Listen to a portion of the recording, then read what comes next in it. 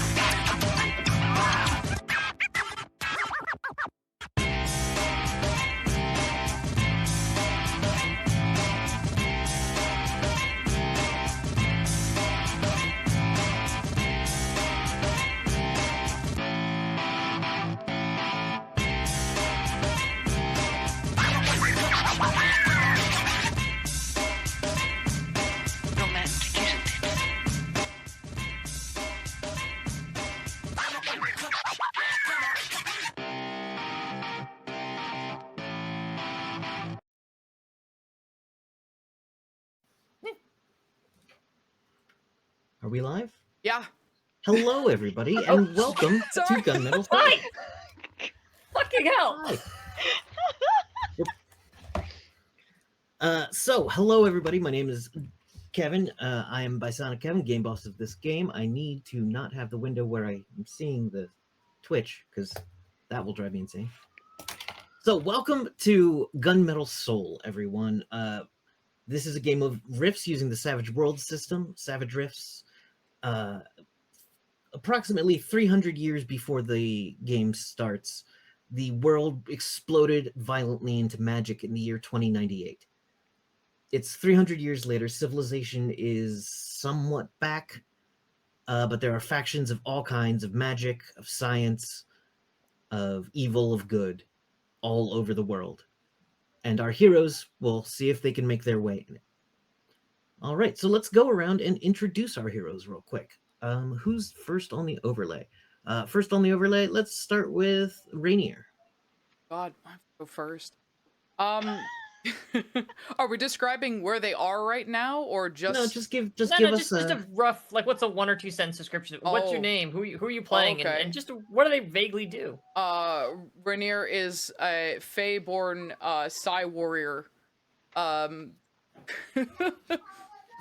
who is here at someone else's behest. Perfect. All right. And up next is Adelaide. Hey, folks. I'm Fox. Today I'll be playing Adelaide, a cyber knight, and you'll find out shortly what the hell that means. Who is probably also here at someone else's behest. All right. And last is Sasair. Hi, everybody. I'm Dera. I'm playing Sasair today. She's a French-Canadian raccoon-human hybrid who's a thief, hacker, and mechanic extraordinaire on the run. All right. Right, I'm the only human. I forgot. I keep doing that. So, Someone has to be the anchor. the camera pulls out as our three heroes are marched in chains into a gigantic abandoned warehouse. The roof of the mega damaged walls still stand, with windows blown out, the roof completely removed in this former industrial warehouse that has been just ravaged otherwise by time. There's piles of dirt and sand in the corner, boxes that have basically collapsed into whatever was in them before is now mushrooms. And this place has two easy ways in and 2 easy ways out.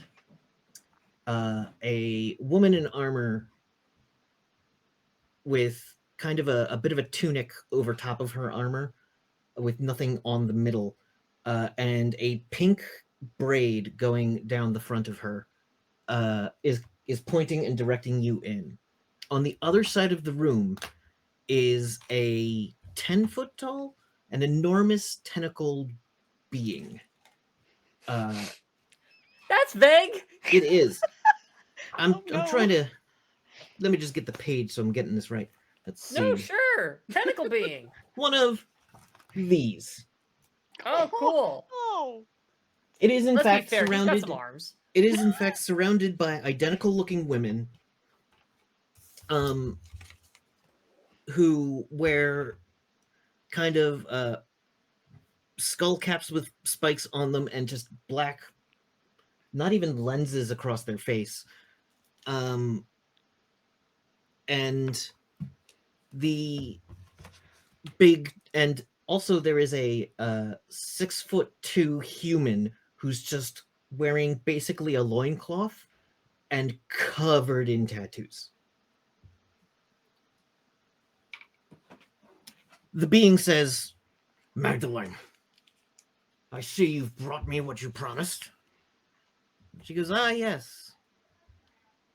Explain yourselves, beings. Tell them what you can do.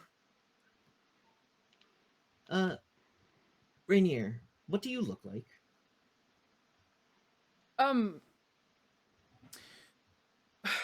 Rainier looks, at first glance, human. For all intents and purposes, somewhat human. And then you look and maybe the eyes are a little too large and they kind of sparkle in the light. And his ears are a bit pointed, so are his canines. And that would be subtle things you wouldn't notice right away, except his hair is teal. It is like a shoulder length, wavy teal parted to one side. Dressed in armor that appears to be some sort of metal, but it's very form-fitting, very close to him, and underneath it he has clothes that are way too nice to be under armor. A nice shirt, relatively clean except for the spots where you can see they've been shoving him around, and close-fitting pants and high boots. I believe this one's somewhat elven and has special powers. Adelaide, what do you look like? Well, Adelaide has a very dark chestnut hair that's sort of roughly cascading past her shoulders and onto her back. Her skin definitely a little road worn and tanned. She's a human woman, looks to be somewhere in her mid-30s. Brilliantly green eyes with these like very very hawkish, very like nose and very regal, very firm features. You know, if I was gonna say if Batman was a hot chick, that's kind of like with the jawline she's got going on, but I suppose that's just Batwoman at that point. Also hot. Yeah, like that's the thing.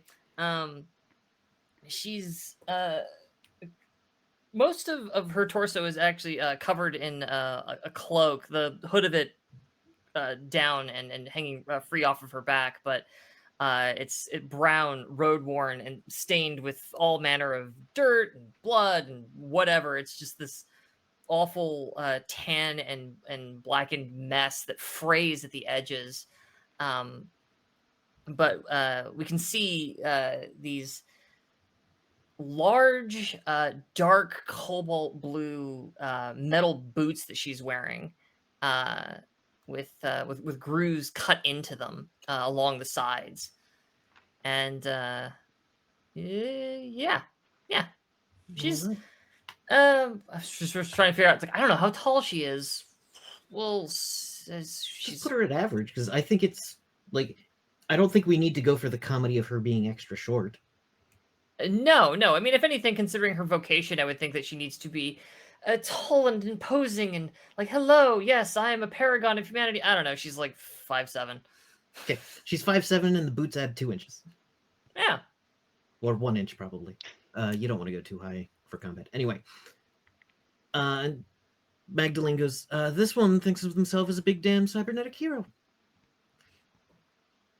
And finally, on the end, explain to us what Sasair looks like. Sasair is about 5'3". She has very human-esque mainly features of her face, but like she has a small button nose, she has large molten amber eyes. However, when you look at her long enough, you realize that that matte black that goes across her nose and her eyes isn't. It's not makeup. It's not. It's not even skin. It's actually a very thin layer of fur, but you'd only be able to tell if you're close. She has black lined lips again. You can't tell whether that's makeup or it's just always there, but it is perfect no matter what. She's got silver hair that's flipped out on the bottoms, and she has little raccoon ears that pop out the top of her hair. And in the back is a big bushy raccoon tail. However, she likes to say it's an accessory, a fashion accessory rather than actually attached, just in case. Oh, and don't let this one fool you. There's some kind of furry mutant. And the Splugorth slaver minion goes, very well. Surrounding him are the 5 Altarian warrior women and the one tattooed man. He looks at one of the Altarian warrior women and goes, you! Go hand her the thing. And Madalena's like, you do have what we agreed you would pay me?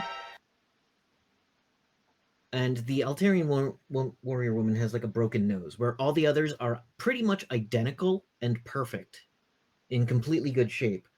This one has a broken nose. It looks like it's been broken a couple of times, which is strange. She comes over holding out a card of credits. And the Split goes, no, wait. I just remembered there's a warrant for you, Magdalene. And she goes, oh? Oh, that's right. I forgot. I shouldn't have contacted you. And he goes, yes, you made a mistake of coming alone. Don't you know? It's 7 against 1. And she goes, oh, Peanut, it's 6 against 5. And the chains drop from our heroes. You get a surprise round. Oh boy. So, let's go ahead and deal initiative. In this system, Savage Worlds, the initiative is dealt with cards. So, I will be... No, don't remove alternates. Cancel. I just want to deal you new cards. Call, all, deal, type. In turn order. There we go. And the by card/suit. So, one of you has quick, yes? Yes, it's me. All right, so what did you get? You got a 2. Instead of a 2, you get a 7. Hey! Because you've got a lot of it too. You got a feature that does that. Yeah. Let me see if I can get it to do that again. It's the thing about raccoons. They're not, they're not known for their slothiness. There we go. That would be sloths. Yes, indeed. They do All right, move quite quick. Faster than I realized, actually. It's technically a 7 of hearts, so the enemy is caught off guard. They are unprepared for whatever you do. The shackles fall from you. What do you do? Oh, who's first? Oh, is it? It is. I'm Sasair's sorry. It first. is Sasair. Yes. Okay. Oh. How close, is the closest? We'll say 30-ish feet. Close enough that you can get in if you want, or you can back out if you'd like. You're in an ideal position because Magdalena marched you to a very specific part of this room. Okay. Is there cover nearby that I can slip behind? Yes, there's piles of boxes. There are giant pillars that now just reach into the sky that used to support the roof of this warehouse, which no longer exists.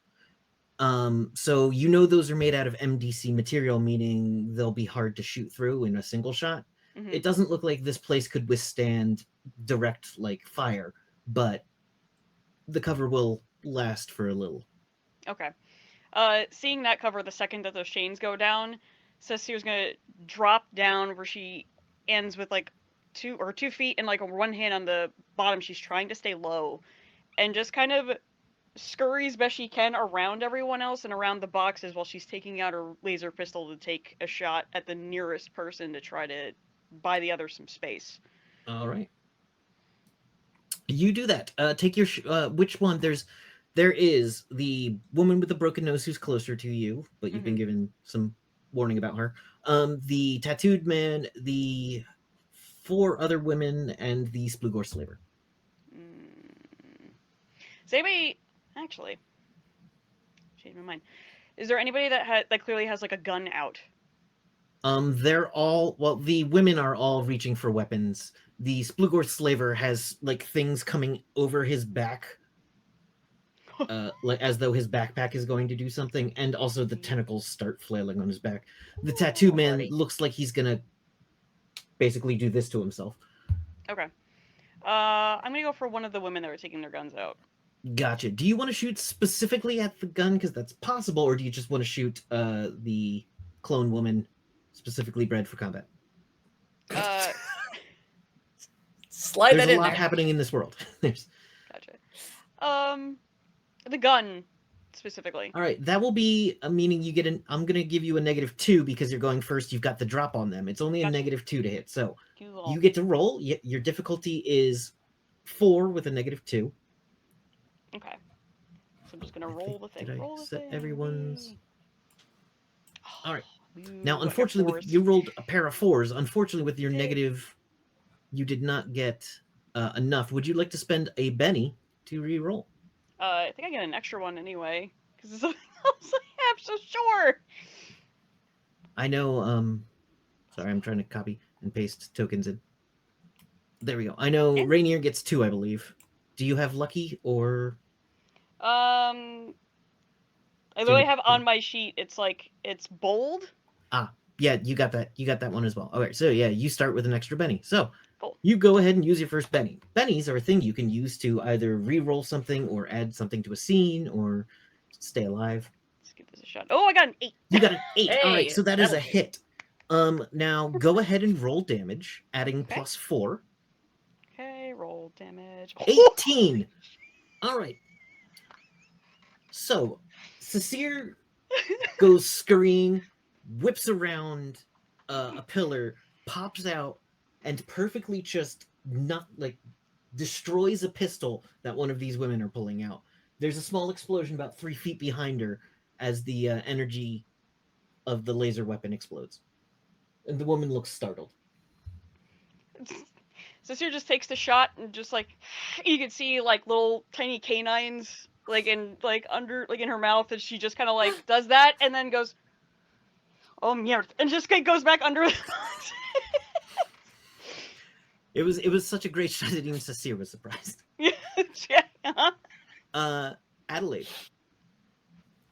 Oh wow. Okay, so let's see. I could do that for free, so that's good. So then okay. So this large betentacled individual. How large are we talking? Are we talking like the size of a man? The size of It is. I was gonna say I saw Shaq once, and it's Shaq sized. that Shaq a big boy. Yeah. This is smaller than other ones you've heard of, and it doesn't have its floating platform that these things often ride. So you think this one might Good. not be here on the most official of business? Okay, excellent. Well, it's still about to get officially skewered, however, as soon as there's a clunk of the handcuffs hitting the ground, Adelaide just shouts, Sasair, cover me! Oh, I forgot. Jesus, I'm the worst person, and it's Rainier. I'm right second. And Rainier, figure something out! As I start bolting towards the Splugor slaver creature. Mm-hmm. And as I do, there's my hand, my right arm flies out from under this cloak I'm wearing, and the whole thing billows back to reveal more of this dark cobalt blue armor. And as I, for a free action, manifest this blue energy sword. It's like this Is it a 3 sword? foot long. Hers is, yes. Okay.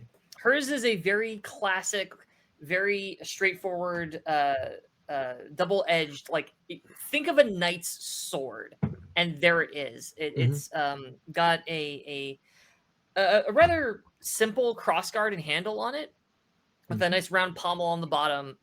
It looks like it's a 1.5 hand sword, and but it's made of this neon blue energy that lights up. Like, not unlike a lightsaber, actually. It's got that same kind of ambient glow to it as it just flashes into her hand in an instant. And as it does, those grooves cut into the armor that we saw in the boots, and now is like all the way up. There's this form-fitting breastplate and gauntlets and all of it. Those grooves light up with a white and blue like pulses of light as she streaks forward to this motherfucker.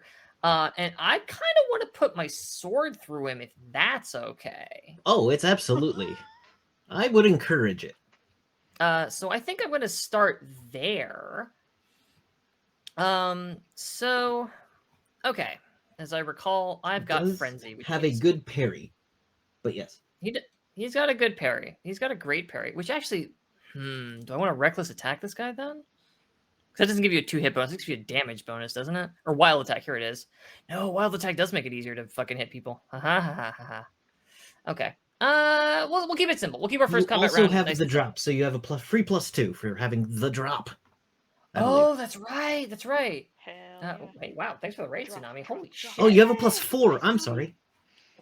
I have +4 from the drop? Yeah, drop adds +4 to the character's attack and damage rolls against the target for 1 action. Oh, Thanks for sick. the raid, Tsunami. Okay, then in that case, yeah, I'm gonna keep it very straightforward then. Yeah, I lunge at this guy, sword in hand, and then it's just a flurry of blue energy as I start swinging this side sword around. So we're gonna start by doing that. Are you using your frenzy so you get an extra sword Yes. dice? I am absolutely going to be using frenzy. So, do we just should we just roll that a second time and then we ignore the second wild die? Yeah, sounds Is good. that the fastest way to? Okay, so I got a 7 on the first hit and a 15 on the second one. Add 4 to both of those, and that's an 11 and a 19. Your parry, Okay. your parry, which you in melee you oppose with your parry number. For this Right. big tentacled and armed, it has arms and tentacles. Being it has a parry of 9. So Nice. Nice. you get to roll damage on it twice. Okay. One of So them my is a. Do you want to do the one that isn't a raise first? Yeah, let me roll my first damage because my second one's a hit with a raise. So for the 7 plus 4, it's 11. We do Okay. 20 damage. Yeah, 20 damage. Will in fact. What's your armor piercing actually? Oh, the AP on that sword is a 6 So 12 because it's made out of my brain. It's something times 2, I believe, for you is your AP. Oh no, I already factored that in. Okay. I've already That is I've already calculated that. all right. This thing is tough as hell, though. That is a hit. I just got to figure out if it's a raise. You said AP 6. AP 6, yes. Okay. I did 24 damage on this first volley of pain on it. Yes. Oh, that's right. You get the +4 in there. This is a +4, so yeah, so it's 24. So I could have sworn Cyber Knight gets more AP. Maybe it's no, just the other one. it's equal. It's equal to whatever my psionics score is, and my psionics is a D6. Oh, okay. Then I maybe I got the You're other thinking- one wrong. Oh well. Anyway, Yeah, it's okay. you improve Psi We'll Sword. talk afterwards. Psi swords are weird. I know it's stripping you up. We'll talk So later. your sword cuts directly into this thing's and like through its armor. It howls with a unearthly screech as you rend into its flesh. You got 1 wound on this thing. It is shaken now Okay. and has a wound. This thing Cool. actually has wounds. It is dangerous. Yeah, as I'm like up there in its face, like hacking into armor and swinging away at these tentacles. It's like, yeah, I know. Back to the hell that sent you. All right, buddy. Ugh. For the second damage roll, it's gonna roll damage on that. So that is a 19, and because it's a hit with a raise, that's when you get your bonus damage, right? Yep. Okay, so that's It's like 18 plus 23. 23 more damage. That is 2 more wounds because it is already shaken. Oh no. You take off 2 of the tentacles. You Okay. lay into its shoulder. There is a legit frenzy as you hack and slash into this thing. It is not dead though after having taken 3 wounds. Really? Yeah. You got the drop Huh. on this thing, which matters a lot. And I'm surprised you almost killed it. But that's my your job. turn. Are you finished? I believe. Yeah, no, Yeah. I wasn't. I'm Keep it for as the simple. purposes of people who are watching. The way damage works in this system is that wild cards. That's what we are. We can take 3 wounds, which are hard to do. But if you take 3 wounds, you're kind of out of the fight. I'm not sure how this thing is still standing, which is what I shout over my shoulder after like lopping off a couple of the tentacles. Like, I'm not sure how this thing is still standing. Gotta pay for you. That's my turn. Rainier. Okay. There is the tattooed man, the woman with the broken nose. They are kind of on opposite sides of the room. There are the 4 other warrior women, one of whom has had something shot out of her hand. There is Magdalena behind you. Well, my eyes had focused on the man with the tattoos because I know what he's doing. Well, you had also been given something in the brief about him. And I Which- think that he would probably help, or do I want to else? You know what? I will help in the way that only I can. Okay. I want to help or do something else. I'm We going gonna loot to, boxes? I'm gonna Mushrooms are great.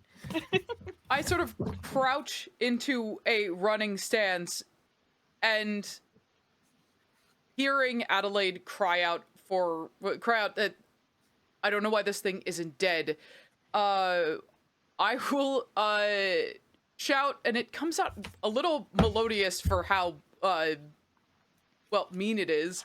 Just be like, I think it might just be too ugly to die, and I'm going to taunt it Okay. as a You taunt the big ugly monster. You have its only attacks is the Excellent. drop, or is it everything? Very excited about this. Attacks and damage rolls. So you But- don't get a bonus from the drop, but go ahead and roll it. if I want to also summon my weapon, All right, that will require for I'll get you my actually a roll. yes. So I'm gonna do Start 3 with the taunt. things. So I need to. We'll get. Yeah. Okay. So this is at a -2 then, I guess. No, it is not at a -2. Okay. So we'll roll taunt then. All right, what were your numbers? A 2 and a 4. All right, that's not a ton because that's opposed by its spirit, and this thing has a strong sense of will. I'm gonna use up one of the Bettys, and I'm going to try again because I feel like this will be helpful. Well, hold on. Before you do, Huh? don't use up a Benny because I get to. You can do that after I rolled, and I rolled a 2 and a 1. So it fails. It is Oh. mad. Never There you mind. You got through to it. So it was I like, just feel like we just Yeah. had all 3 of the different types of tests: the fixed target number, the target number that's based on a static defense of the enemy, and then an opposed test. Just Yeah. boom, boom, boom down the line. Yeah. Good. that's what they call pro GMing. That's why I'm the game Of boss. course. So, well, I believe that Adelaide will have a bit So easier you of get a to time. choose. You get to choose that you can either give it negatives or give other people positives against it. Do you want it to be distracted or vulnerable? I think I want to make it easier to hit. Vulnerable. So that would be vulnerable? Yep. Okay, cool. Yes, I would like to make it vulnerable. It turns its attention from Lady Adelaide, which will give Adelaide a +2 next round. Oh. Though this may mean some attacks will be coming at Rainier in a minute. That's okay. I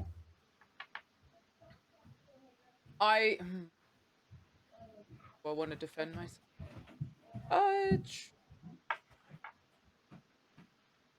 I actually am going to summon my weapons.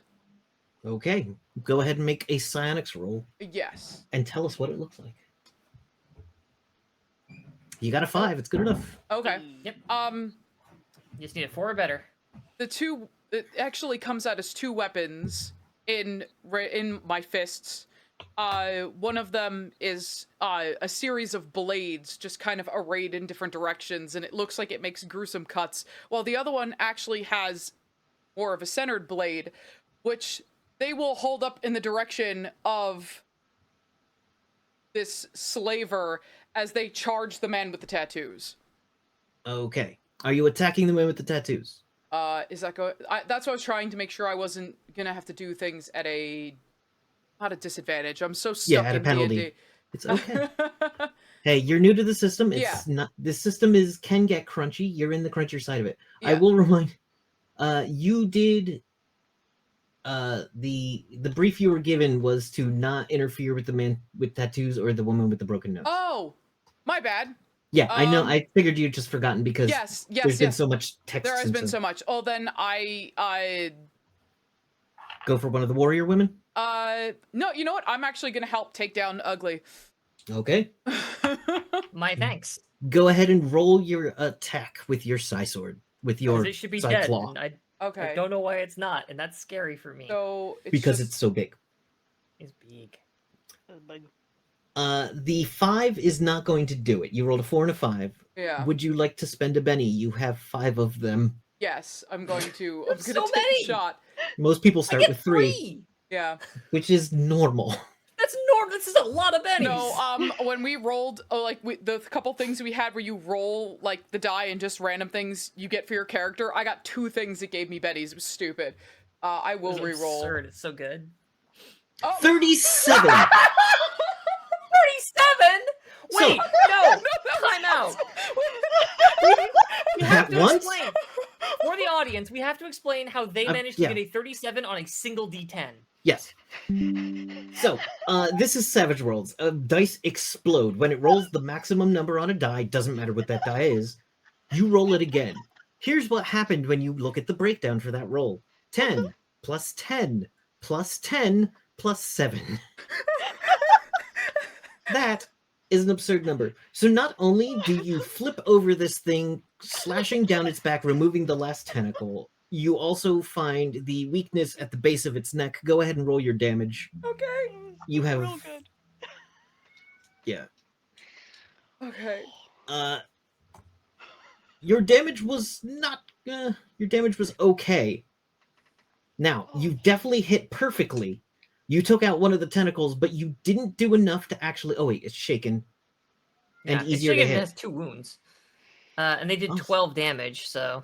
Its armor is baseline 20. And it's got Rainier AP 12. Sasair has an AP of 12. I think I might have gotten that wrong, but the AP 12 brings the 30 down to a much lower number. Though your attack was perfectly executed, you just happen to not break through the vital parts. There are cuts, there's bleeding from where you hit, but system-wise, it's not enough to put it down. Okay. That's fair. All right. It's just they're just kind of like stabbed into this thing's back and just going, "Oh, you weren't fucking kidding." No, not really. At this point, the guy with the tattoos, who gets an action because he knew this was coming, pulls out a bow and arrows and turns and fires them at a magical bow, and a magical arrows appear from the tattoos into his hands, and he fires them at the woman 10 feet away from him and hits her. It looks like those two are going to be fighting. The broken nose woman just throws away her weapons and just straight up tackles one of the other warrior women and starts just swinging in the way that only resentment and being forced to like live next to someone can really just... There's fury there. And Magdalene goes, "Oh," and I gotta roll to see if her spell goes off. It does. The woman whose gun got blown away gets slammed back into the far wall about 50 feet away as a wind gust or a telekinetic gust just bam smacks her towards the back of the room.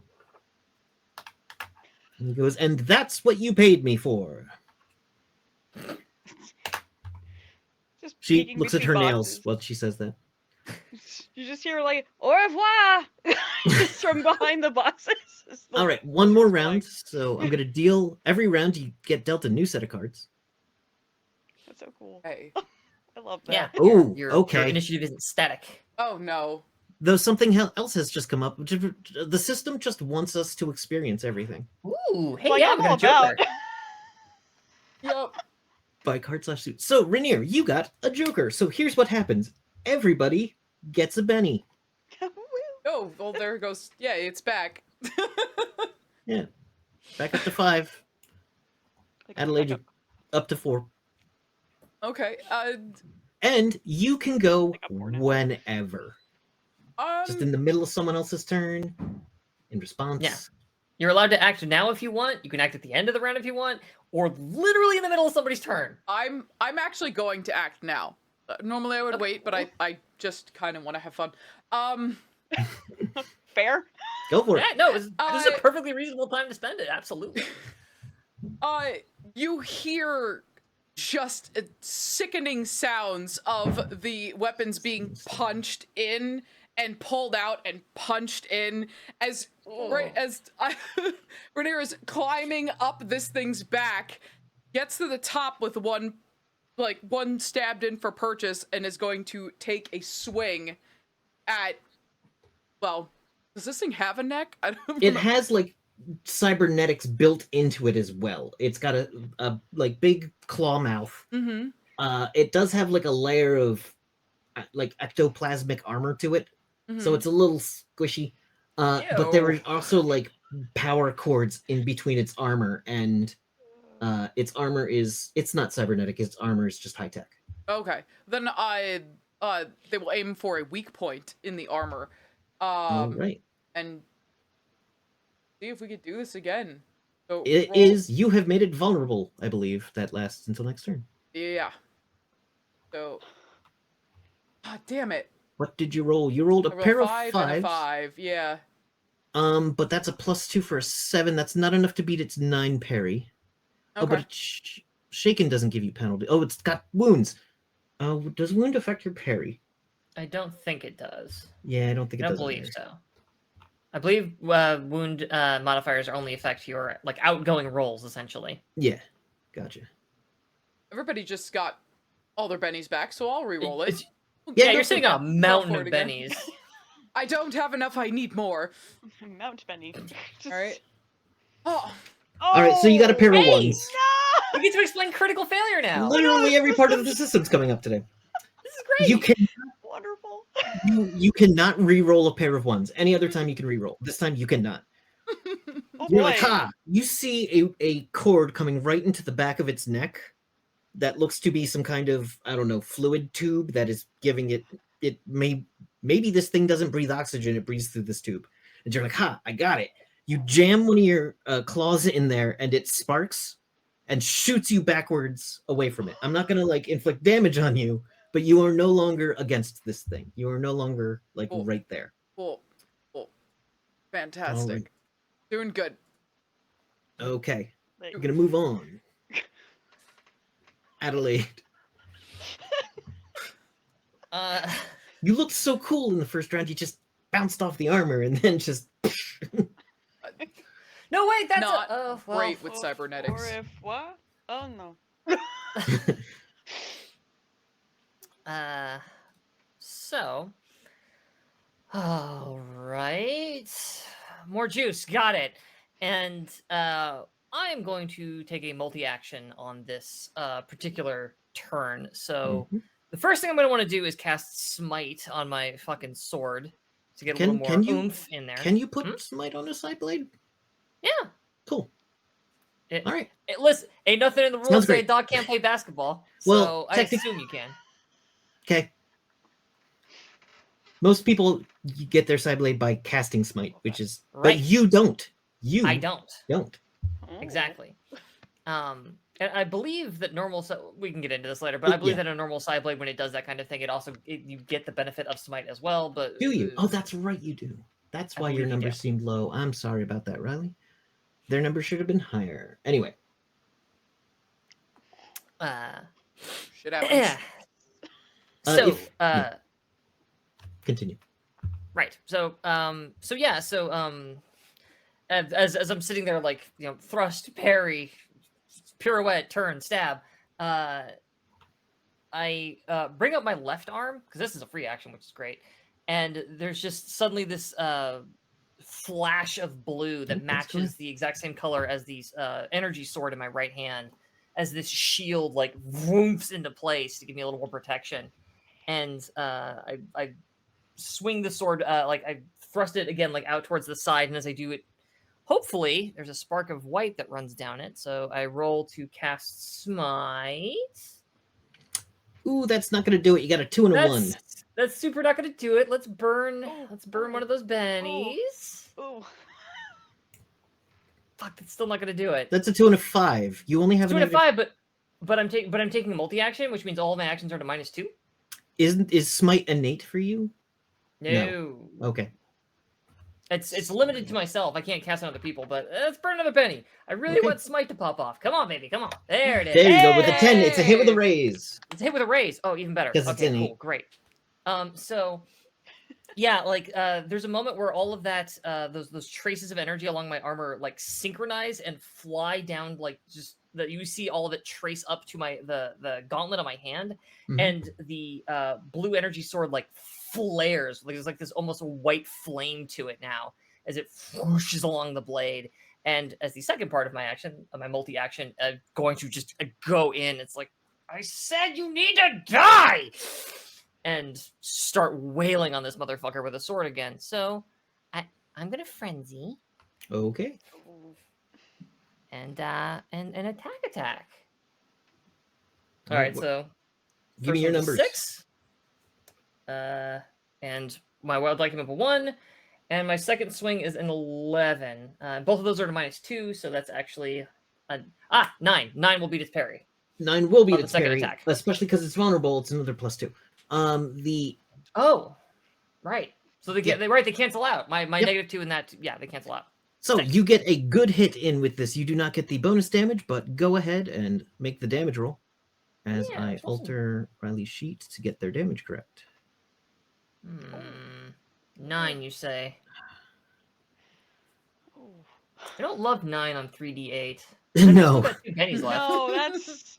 Listen, I love a 9, but, like, not in 3d8, I don't. I'm gonna burn another Benny. Since we got so many early on, like, screw it. Yeah. That'll do.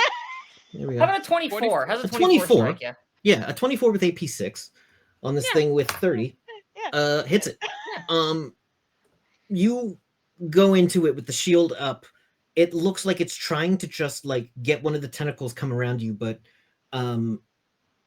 it's just that tentacle's just gone now after Rainier took it off previously. It looks like its common tactic is to kind of like lock you down into place and just like mess you up.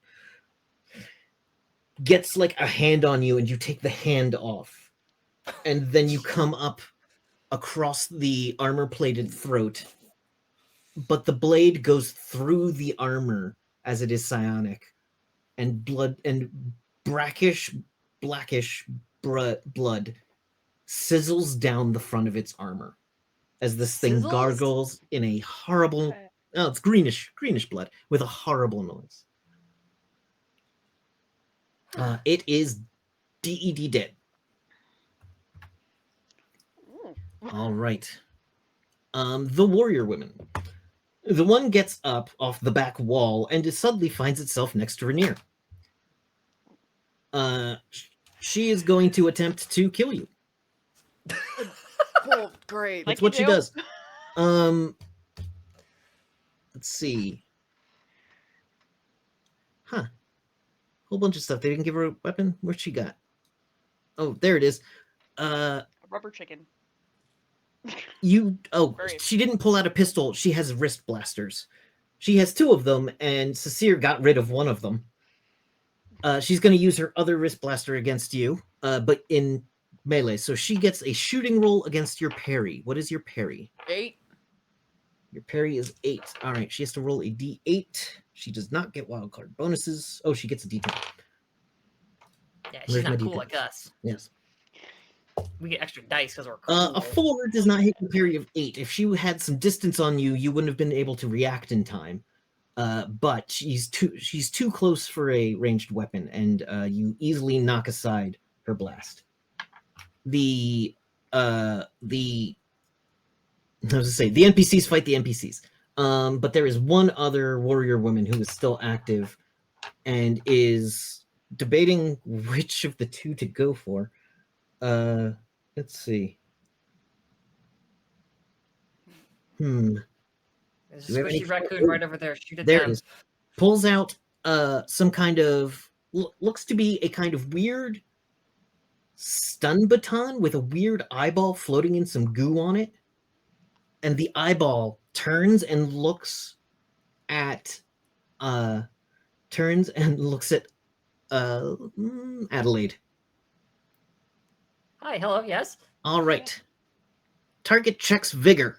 Has to hit you first, so it's got a d10 against a 4. Do you have any negatives to be hit by ranged attacks? Is this goopy, creepy eyeball considered, quote, electronic technology-based attack, unquote? No. Okay, cyberkinetic combat does not factor in. Then my shield might, because my shield counts as cover. Oh, your shield is a 4 cover, isn't Yeah, it? it's a -4 cover penalty to ranged attacks against me. As long as I got my shield up, this big, like, glowing blue knight's like kite shield. The eye stares directly into the shield. Oh, that's made out of my brain. Yep. Nothing happens because it did not succeed on the roll. I don't like that. Fuck off, weirdo. Yeah. Right, and then it comes to Magdalene's turn, who once again is going to cast a fun spell. Just stick with the telekinesis; it's working. Oh, but the check fails. She goes. Oh, she gets a wild die because she's special, but that also fails. Actually, fails her check. Does something where she's trying to move the other warrior woman just like in a upward throw this time instead of backwards. Just, send her into the air. But the telekinetic force just never truly catches a hold of the woman. All right. That's pretty much everybody. We're missing one person. Who? Oh, yep, Sasair. There you are. Damn, I'm your a stealth is so good. The I game boss accidentally didn't even skipped see you, but okay. I stealthed that good. You did. You were sandwiched in between enemy 2 and enemy 1. Enemy 1 is dead. So, Well. Sasair. So I'm gonna go with probably. Is there, besides the one that has the eyeball staff, Mhm. and then there's the other one that has the wrist blaster? Is there any other one that's not covered right now by anybody? The one's being punched by her sister. The other is being pretty much pinned down by the tattooed arrow archer. Okay. I don't particularly care for the staff with the eyeball. That's creepy. Yes, it is. So, Agreed. Look at me, do something. you said cover you, and I'm trying. And so she's actually gonna pop back up over the boxes, and just carefully aim a shot, trying to aim for the jar part with the eyeball in it. All right, that is going to be a called shot at a -2. Yep.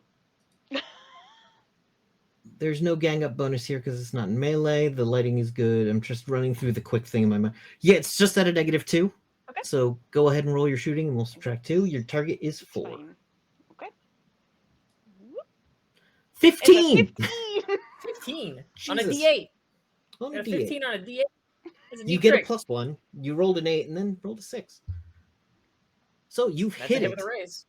Go ahead and roll damage for that. That is hit with a raise. Woo! Roll Plus damage. +4 because of the called shot So 16 plus 4. is 20. Plus another 2 is 22.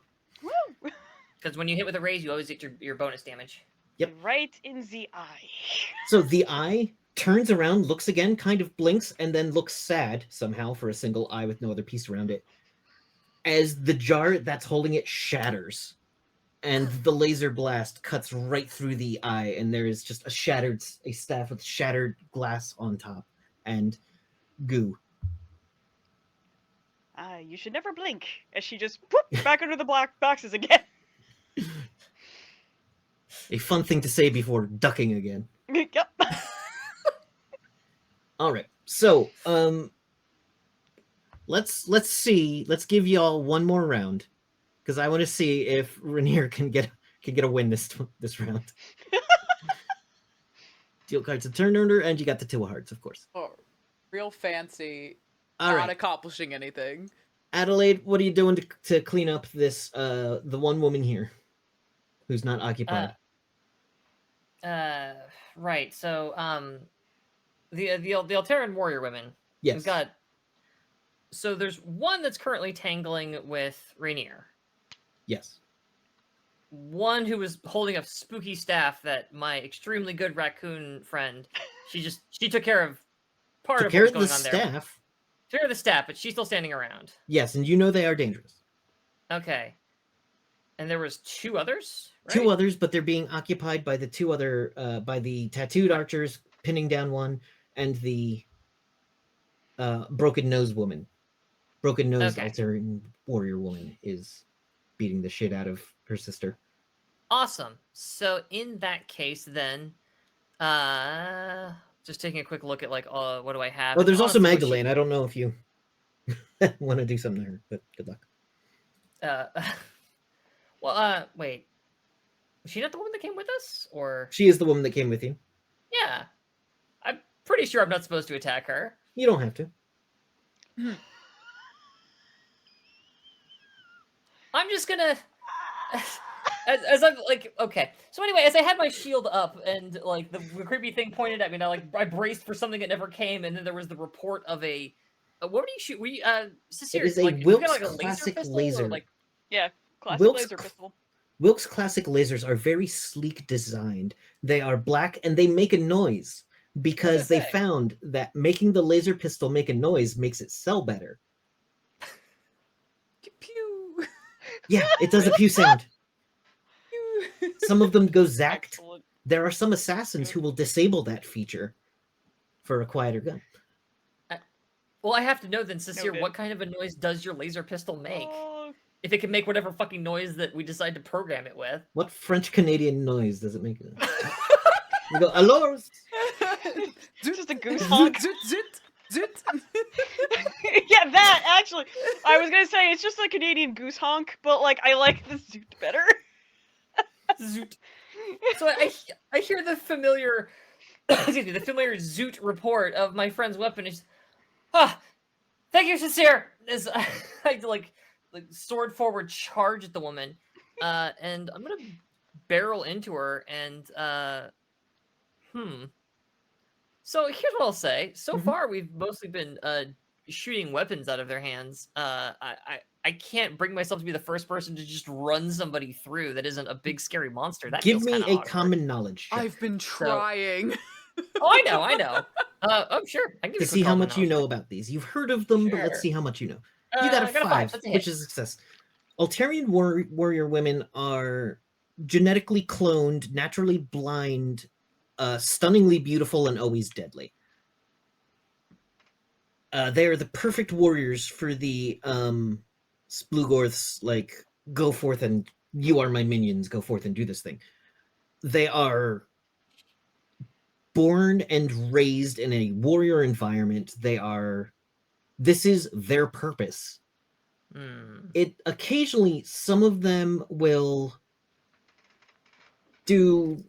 stray. You've heard of ones that have left and become like run away. Sure. But they will fight to the death. Okay. Then That I eyeball feel was probably going to do something to your brain. my sword comes out of my brain. I don't much care for that. Yeah. I'm very attached to my brain. In that case, then, though I'm charging at her shield first, it's very quickly the sword comes whipping around again, and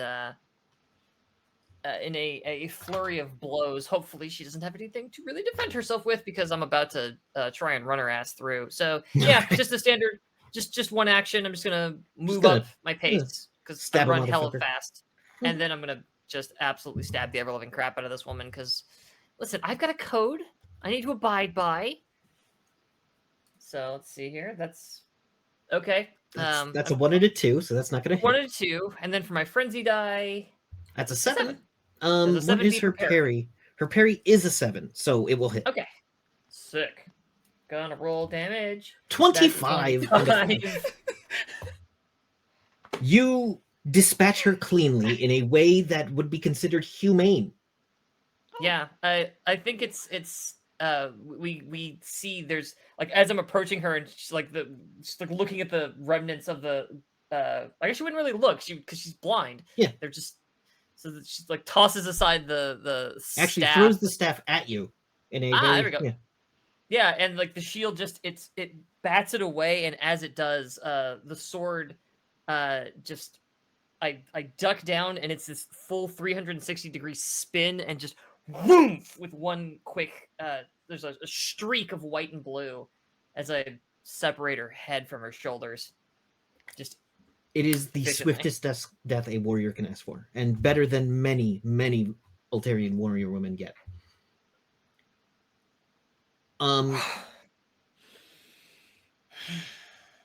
The one, all right. The one next to Rainier is going to once again make a go for Rainier with it's gotta have something. What do you got? Wrist blasters, vibro daggers. Pulls out a pair of vibro daggers in a perfect, like, the way Navy SEALs are taught to knife fight stance. And is going to come at Rainier with the vibro daggers. What is your fighting? Your fighting is a D10. Okay. What is your parry, Rainier? 8. That is a 7.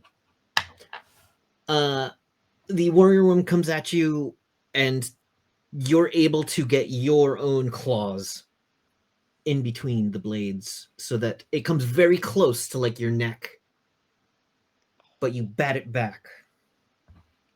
The NPCs, fight the NPCs. Magdalene just looks smug. Sasair. It's a very good turn. I love that. Oh. Did we get... Oh, okay. What do I have right now? Because on the turn order I have 4, and I know I get the quick or whatever. Oh, but... I'm sorry. I forgot to do that for you. It would have been an 8, which would have put you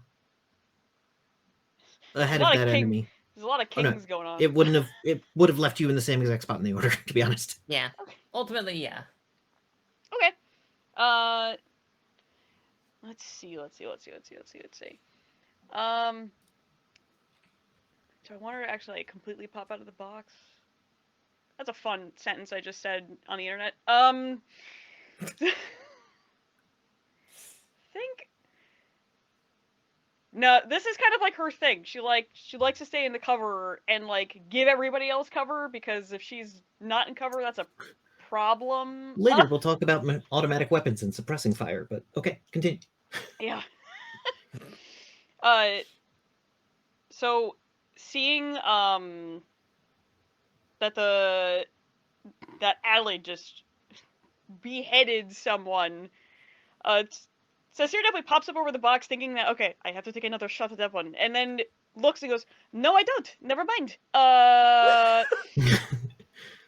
So, what happened to our tentacled friend? Oh, still slumping. It's taking a minute to fall because there's so much of it. It's like down on its knees, bleeding at this point. So he's just on his way. Yeah. Okay. Clearly is going to die. Then the one with the wrist blaster. That's The one going... wrist blaster? Yeah. That's still going after Rainier. Do the laser pistols, like, do you have to, like, reload cartridges on those, or is it more like You do after 20 shots. Okay. This is why I don't really talk about reloading much, because you have a 20-shot weapon. Sweet. That'll I last love- you most combats. I love that for me. Well, honestly, I love that for you too, strictly speaking. Yeah. Also, reloading in the fan. system's free. So How tall is the box stack that she's behind? Because she's 5'2", so or 5'3". the so one she's you're just kinda- behind is like a 4-foot tall box, so you're crouched down. But you look, and like 2 pillars over, there's like 3 boxes stacked up next to 2 boxes stacked up. Hmm. So that's an 8 feet and a 12-foot. And you also see a point where you could get up into where the roof used to be. There is still some metal rafters up there as well. I would love to try to stealth my way to the other stack of boxes so everyone believes that I'm still behind that first stack, and then suddenly I start shooting from another stack. All right, so this is going to be 2 actions, so you will take a -2 to it. So first, Yes. I'm going to, because you're going so far and doing so much, Yes. make a stealth roll. Cool. Sneak, stealth? I forget which one it is. I think it's stealth. Stealth, Stealth. it is stealth. It's stealth. Yeah. Yeah. All right, let's see. Whoop. Ah! You got a 4, which is enough.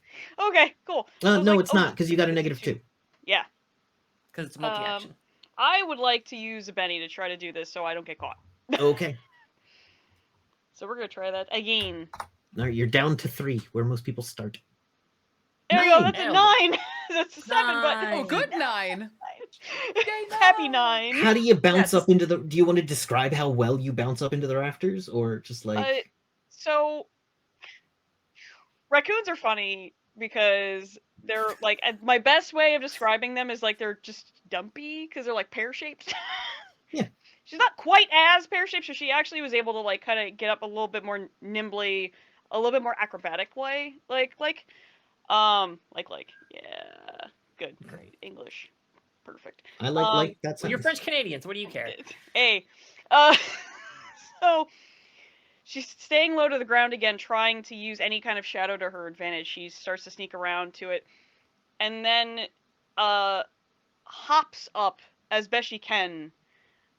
Just like almost like when you're at the gym and you're trying to hop up on the stacks, she tries to do that, without hoping to not have to put away her gun if she doesn't have to. She does it perfectly. Boop. It is acrobatic even, as you are a combat acrobat. Hell yeah.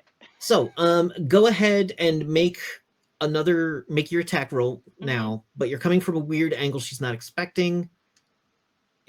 Except you don't know this, so go ahead and roll. There's a thing you don't know. Okay.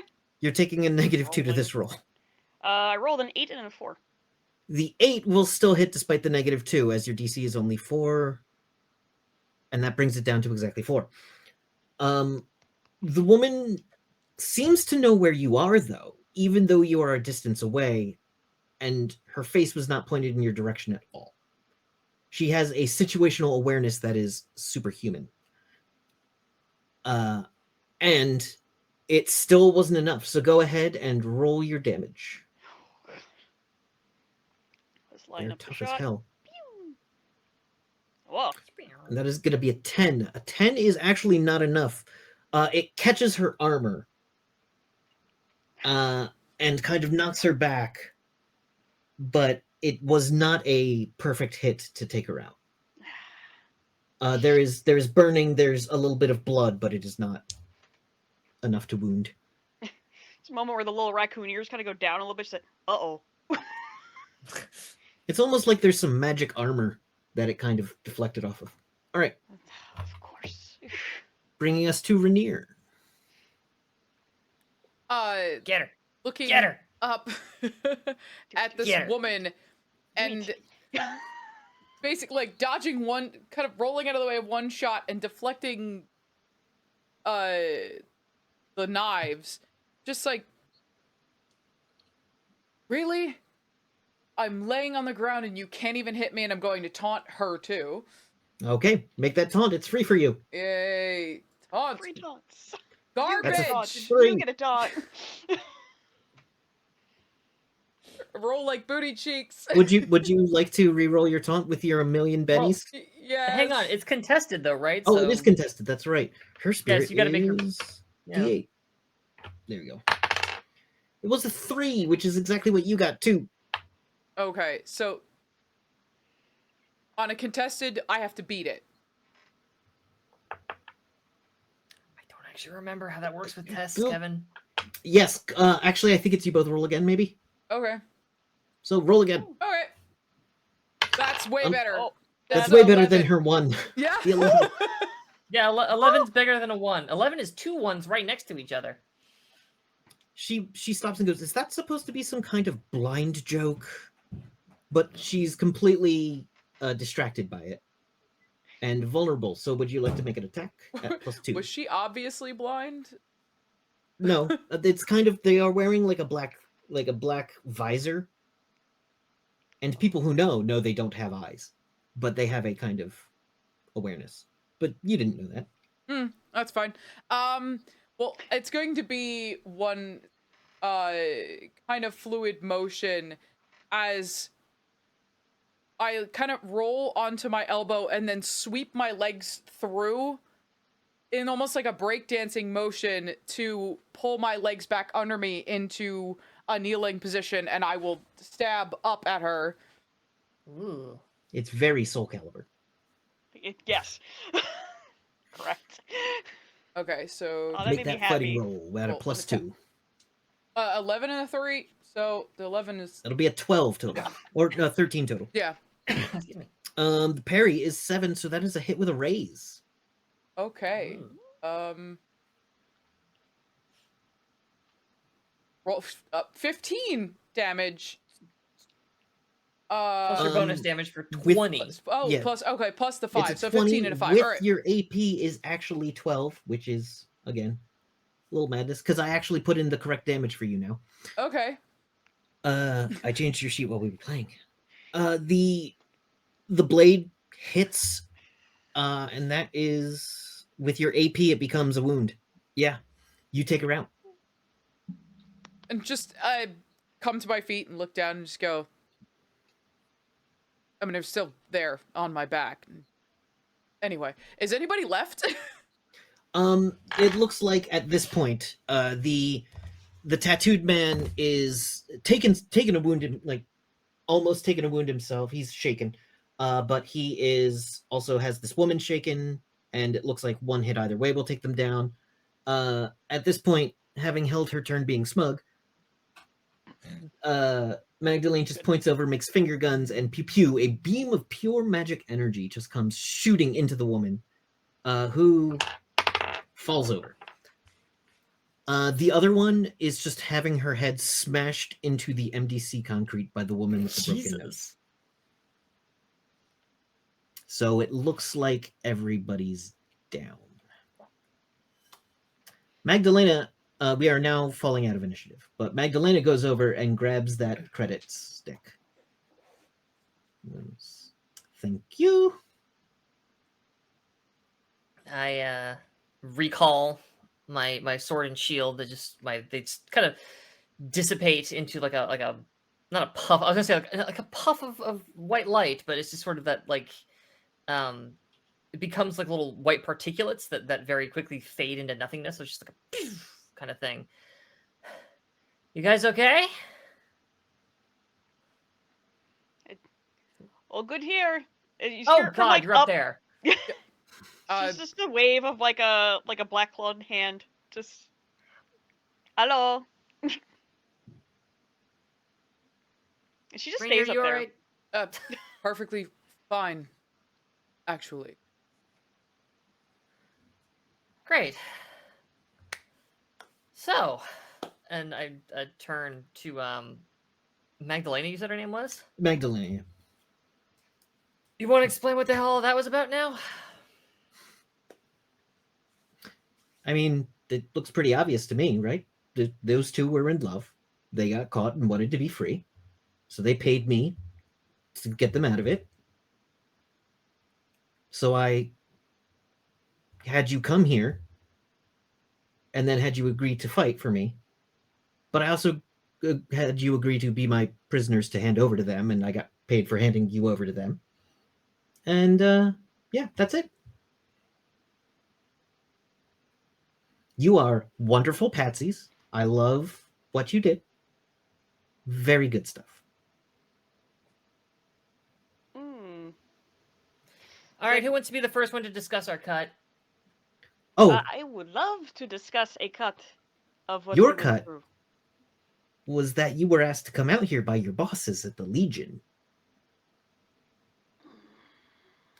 Ah, I see. Is that And- here? You didn't get paid for delivering yourselves here.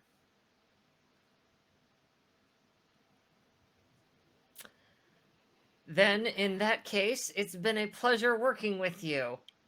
It has. By the way, fascinated with you all. Let's see, Rainier, Sasair, and did someone say your name? Adelaide. Adelaide, Lady Adelaide. Pleasure to meet you all. I am, just call me Magdalena or Maggie or Mags or whatever you'd like. But yeah, it's been fun making you do things for me.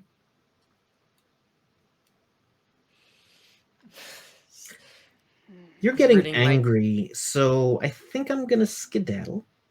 Have fun with those two. I've forgotten their names because I don't care anymore because the check cleared. Oh. Yeah. So, bye. And she just suddenly fades as she teleports away. But- On the ground behind is a card that it's just a black card that on it says, I don't know, Maggie? And it Rainier- says good for one conversation. Rainier just frowns. And the expression is almost childlike.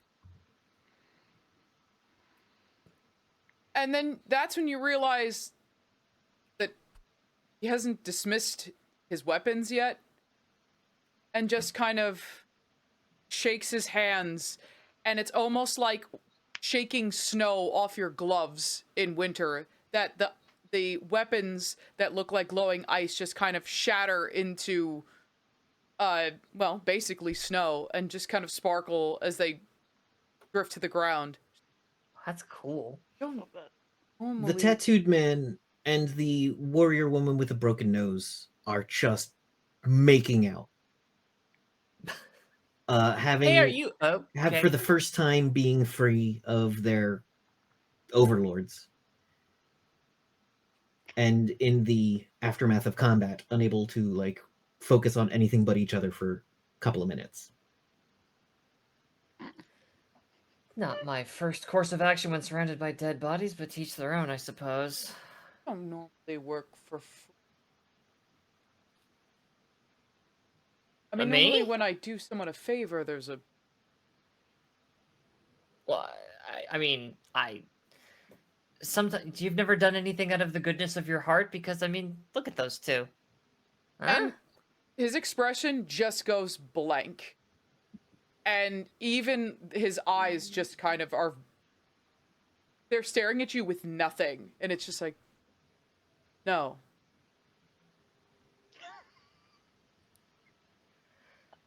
Sasair, back me up here. True love's first kiss, that kind of thing. You get it, right? You're still up there, right? What kind of rafters are these? Are these like the metal pole like rafter, or is it more like large pieces of wood rafter?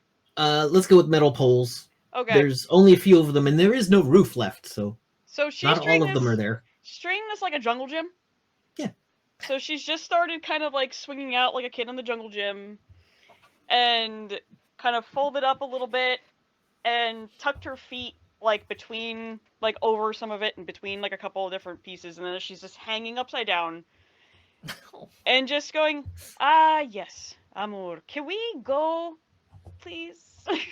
I am not exactly pleased as we did not get paid for this. Well, I do agree that this is nice. Oui, but I would also like to eat and things. He Yeah. doesn't seem bothered by the dead bodies either. yeah, normally I would say we should bury those, but I have a feeling I'm gonna be doing that on my own, and right now I haven't got that kind of time. So yes, let's go back to refuge. Let's talk to. We'll get this whole payment situation squared away, and if you really need a sandwich that badly, I'll make you one myself. Come on, when you get down from there, you're gonna get tetanus or something. Oh, I forgot to open my map. There's my map. I Thank you, forgot to Vincent. open that too. As you start, you hear a voice go, hold, hi, Yes. and it's the woman with the broken nose. She goes, Oh. So can we, I don't know, go with you? Of course. Of You- course they can. You're currently around Chattanooga. Now let's put you a little closer to the Mississippi. You're in Mississippi. All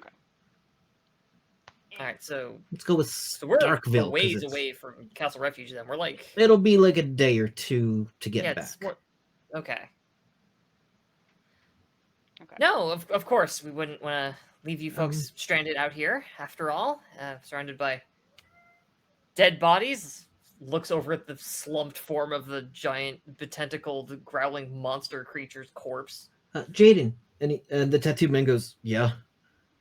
Just what was that name we were gonna call me when I got a name? He goes, Antoinette.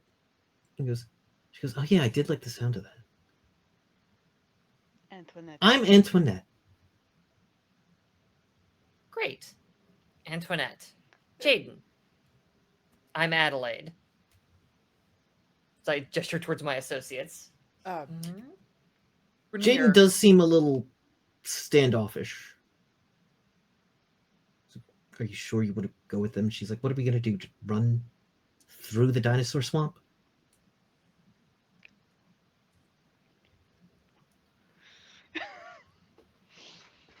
He's like, fine, we'll go with them. It would be smart. Sasair, by the way, is just swinging like back and forth. How high up is she? 30 feet. Okay. So at some point, like she just untucks her legs and then starts like swinging to the opposite side, and then working her way down. And kind of comes up on some of the bodies that are down. Anybody have anything useful? All right, so a lot of the equipment on them is specially made for them, though you will find one thing called a net gun. Oh yes. That is mine though. There are You got vibro people using daggers. Yeah, there are vibro daggers on each of them. The wristband things don't come off of them without magic. The one mental incapacitator they brought with them. Stop that. The one mental incapacitator they brought with them is destroyed.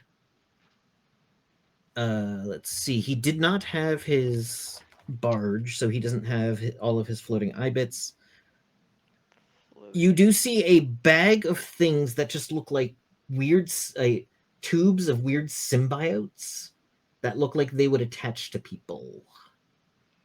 Like parasitic kind of looking. Kind of like they have a bag with parasites. Is that anything that I would have seen back home? No. Okay.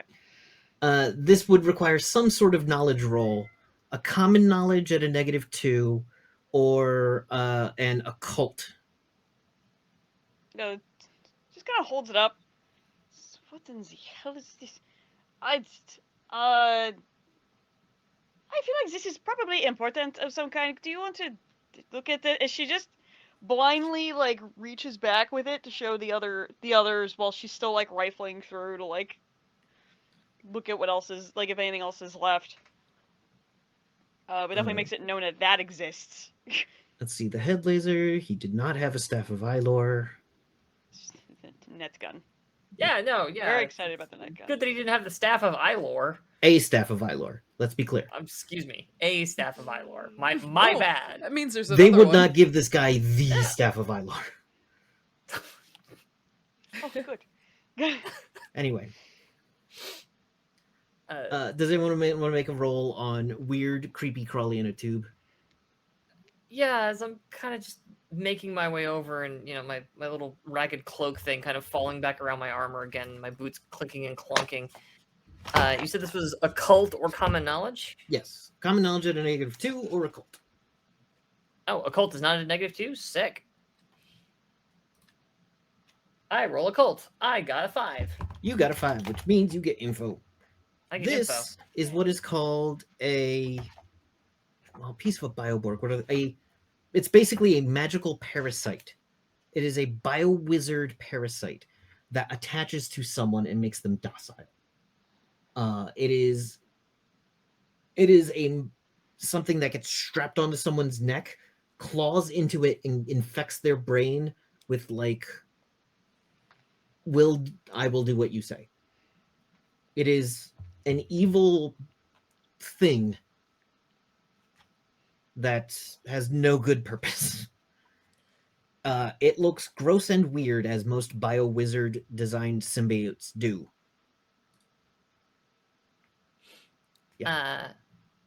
Would it survive a boot? No.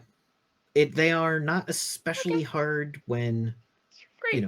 generally when they're on people, they get much tougher, but when they are just before they have been used, they are pretty easy to break.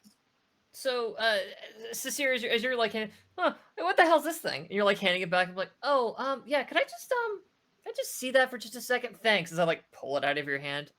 Yeah, drop it to the floor and just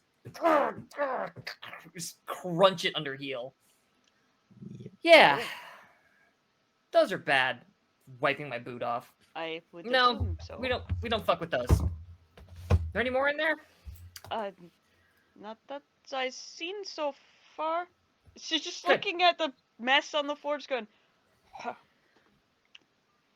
Start Yeah. like there's like the little bit of a cleaning hand motion because she was touching them. They're bad. She's just kind of Yeah, like. no. "Ugh." Do you have a bag of wipes? Yes, she always has like some kind of thing to keep clean, just in her pack, much as she can. Just starts takes like a tissue out and just it's like, okay. So why was that bad again? It just controls people's brains. It's not allowed to live anymore. It's done now. But Yeah, I that's fought okay. a guy solved with that one of problem. those. They get nasty. Yeah, no, In it's the no arenas. kind of good. Yeah. No. It's fine. Yeah, so if you're done looting the bodies, They don't have much they actually don't have much in the way of credits. Okay. Mostly they just take what they want. Okay. If there's anything that's like anything she can use for mechanical purposes, like any kind of like little bits and bobs, she would just at least like take a little bit of that. You take bits and bobs. I love bits and bobs. A lot of weird mechanical parts that you have no idea what to do with because they're from an alien world. But who knows? Maybe you'll find a use for them. Ooh, something to tinker with later. Okay. Let's write let's write down biotubing because that's a fun thing that might come. Like, that's a fun combo of words. Biotubing. I do like that. I also like net gun still. Net gun has stats. We'll handle those later. Yep. Oh yeah, she keeps that. Just for now. I'm gonna regret giving that to you. More than likely. And there's vibro knives if you want them. You don't have one on your sheet, but everyone basically has one anyway. Oh, okay. It does less than you do. Did we ever give you a weapon of like melee weapon? I forget. One. Okay, so yeah, if you want a second knife, that's cool. Oh yeah, she'd just see that and kind of go, oh yeah, and then just kind of like put her foot underneath it and like flick it up and like catch it with her one hand as she's like walking away. This one is actually a coalition made. It has a skull and crossbones on it. That means it was taken from a coalition patrol. Coalition are horrible human supremacists who seek to destroy everything that isn't pure human in their opinion. They're just short of the worst. Just short of it. But that you means really have to try hard to be worse, and not many people manage it. Yeah. Well, when you're a interdimensional giant slave organization, that kind of does trump it. It's pretty much just the Splugorth. Yeah, it's the Splugorth. Yeah. But that means the Splugorth patrol somehow stole it from a coalition soldier who is presumably long dead. And good news, being a raccoon person, nobody will mistake you for a coalition soldier for having it. Oh, no, I plan on painting over that later. There is, in fact, a long tradition of pulling the coalition insignias off of recovered weapons. And one thing many people do is when you find a coalition gun, the first thing you do is deactivate the tracking chip. Because the coalition are those assholes. Do those exist in any of the melee weapons they have, or is it just the guns? They wouldn't have bothered to put them in the knives. Got it. Okay. Alright. Yeah, she's with her claws like scratching at Do this you have already. a repair or the skill roll that might come up here? Look at your skills. See what your skills I do. do have repair. All right, give me a repair roll. Okay. At a +2. +2. So you got a 9. 9. So not only do you get the insignias off, you find what is a common flaw in these knives over time that hasn't been cleaned, and it works very efficiently. Better condition than you found it. They never know how to take care of these things. They're too busy destroying everyone else's, and she just puts it away with the rest of her findings. She's checking out the net gun just to kind of make sure that that's in good condition, like as she's going back to the others. Is it a? Sorry, I'm going to check to see if it's a regular net gun or a magic net gun. I think it's a regular net gun. I didn't know there were choices. There's There are. options. Oh no, this is. We'll call this one a regular net gun. Okay. I'll look it up later. Okay. I don't think it's a. So there are some technology that are powered by magic. Unfortunately, Sasair is unable to power such things. She'd be so sad. But I believe that this is a regular net gun. Okay. So, Accomplished what we promised, yes? yeah, no, lovebirds are intact. One of them has a name now. Sasair has helped me complete my good... As I indicate towards the mess of the floor. Helped me complete my good deed for the day. Yeah, let's get the hell out of here. How did we arrive, GM? So you were given the instructions to go to a location near here because there was going to be a Splugorth slavers coming for someone, and it was through information, kind of whisper wire, but the Tomorrow Legion gave you the mission to go investigate it. You met up with this woman who convinced you to do this ploy. Sure. And gave you less information than you thought. I meant in more practical terms, what And, means yes. of conveyance brought us here? But as you go outside, you see the what skills do y'all have? Does anyone have riding or piloting or drive? I have driving. Okay. So there Someone is has riding. I want to say there's Rainier? a chance Rainier has riding. I don't think I ended up taking that. All right. So the raccoon drives. the raccoon drives the giant ATV. It is a not a big boss ATV. Yeah. It's a troop transport basically that is got tires to go through mud. It's big, it's fully enclosed, so you're not vulnerable while driving it. It's a reliable machine. It is not a fast or showy or special machine. This one has like no branding on it, no like showy things. The Legion doesn't overly announce itself like some other groups do. But you can just all pile into it. It's a little crowded with 5, especially when one of them's like a really big tattooed dude. Who is once again wearing a loincloth. Oh, that's right. And it's a little uncomfortable with all of you in there, and the two of them like being a little weird about it. So who's in the back seat with them? Because there's 2 up front.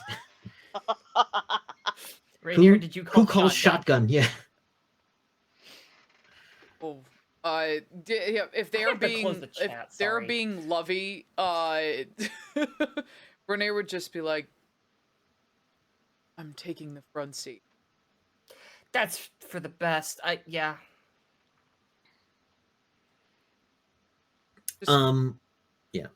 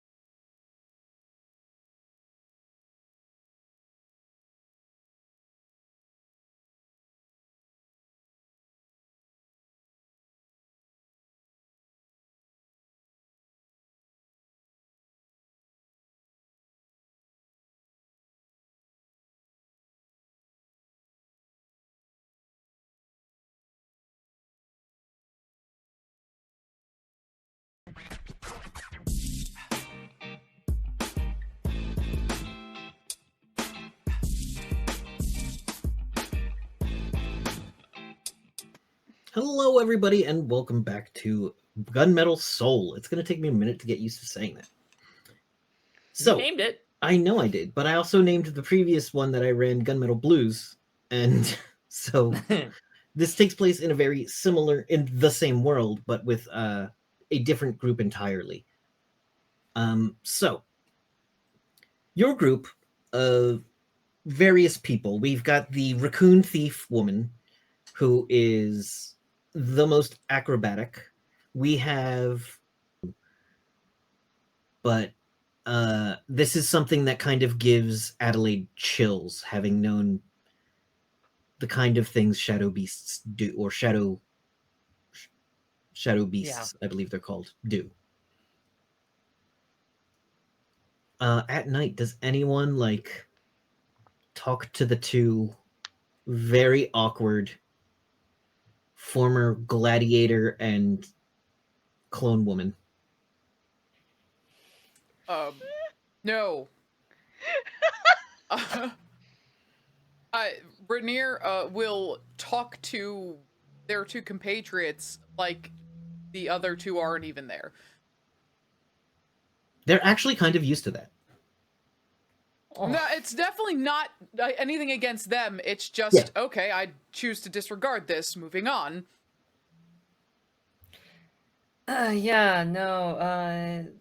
Did you guys hear that?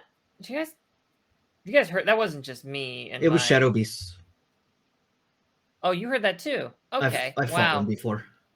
It That nearly is killed me in the pit. deeply unfortunate and I won profoundly that fight. cruel. That is very Seems proud of impressive. it. He should be.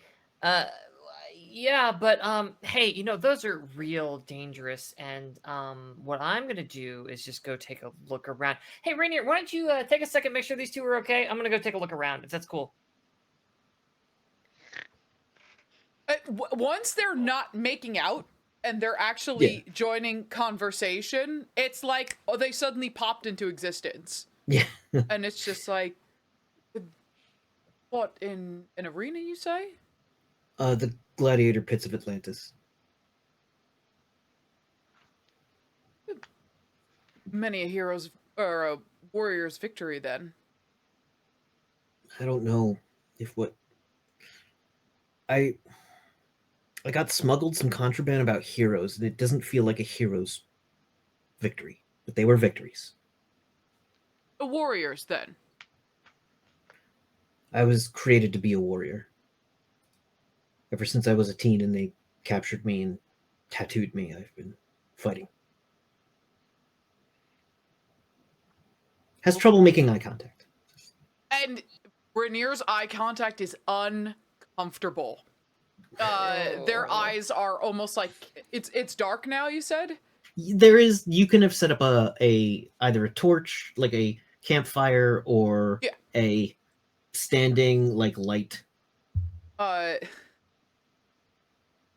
Their eyes are actually like glittering in the light like a cat's eyes. And they're just sitting and staring, just... So, what will you do now?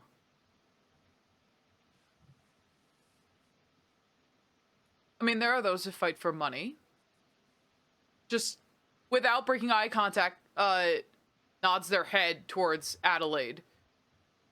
Just, there are those that fight for honor.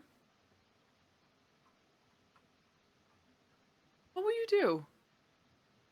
And there's no malice in it whatsoever. It literally is just pure curiosity.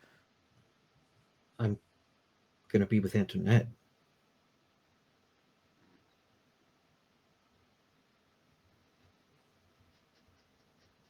Just... Huh. And Antoinette goes, I don't want to fight anymore. I'm good at it. I've killed many, but my sister enjoyed it. I hated her, and she hated me.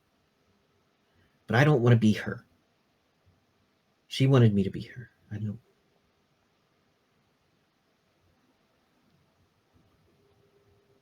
And then we met, and we found some books and stuff, and some...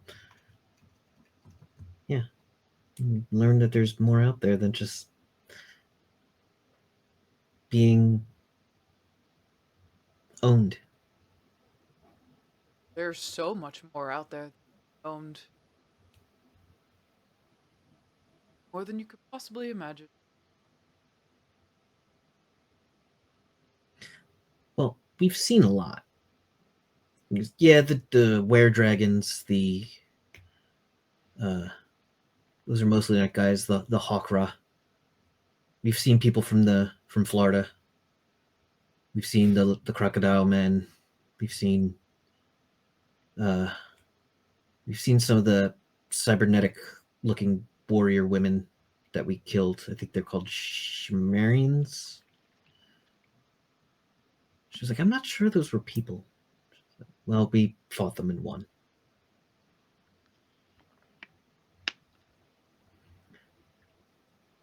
But beyond fighting, we don't...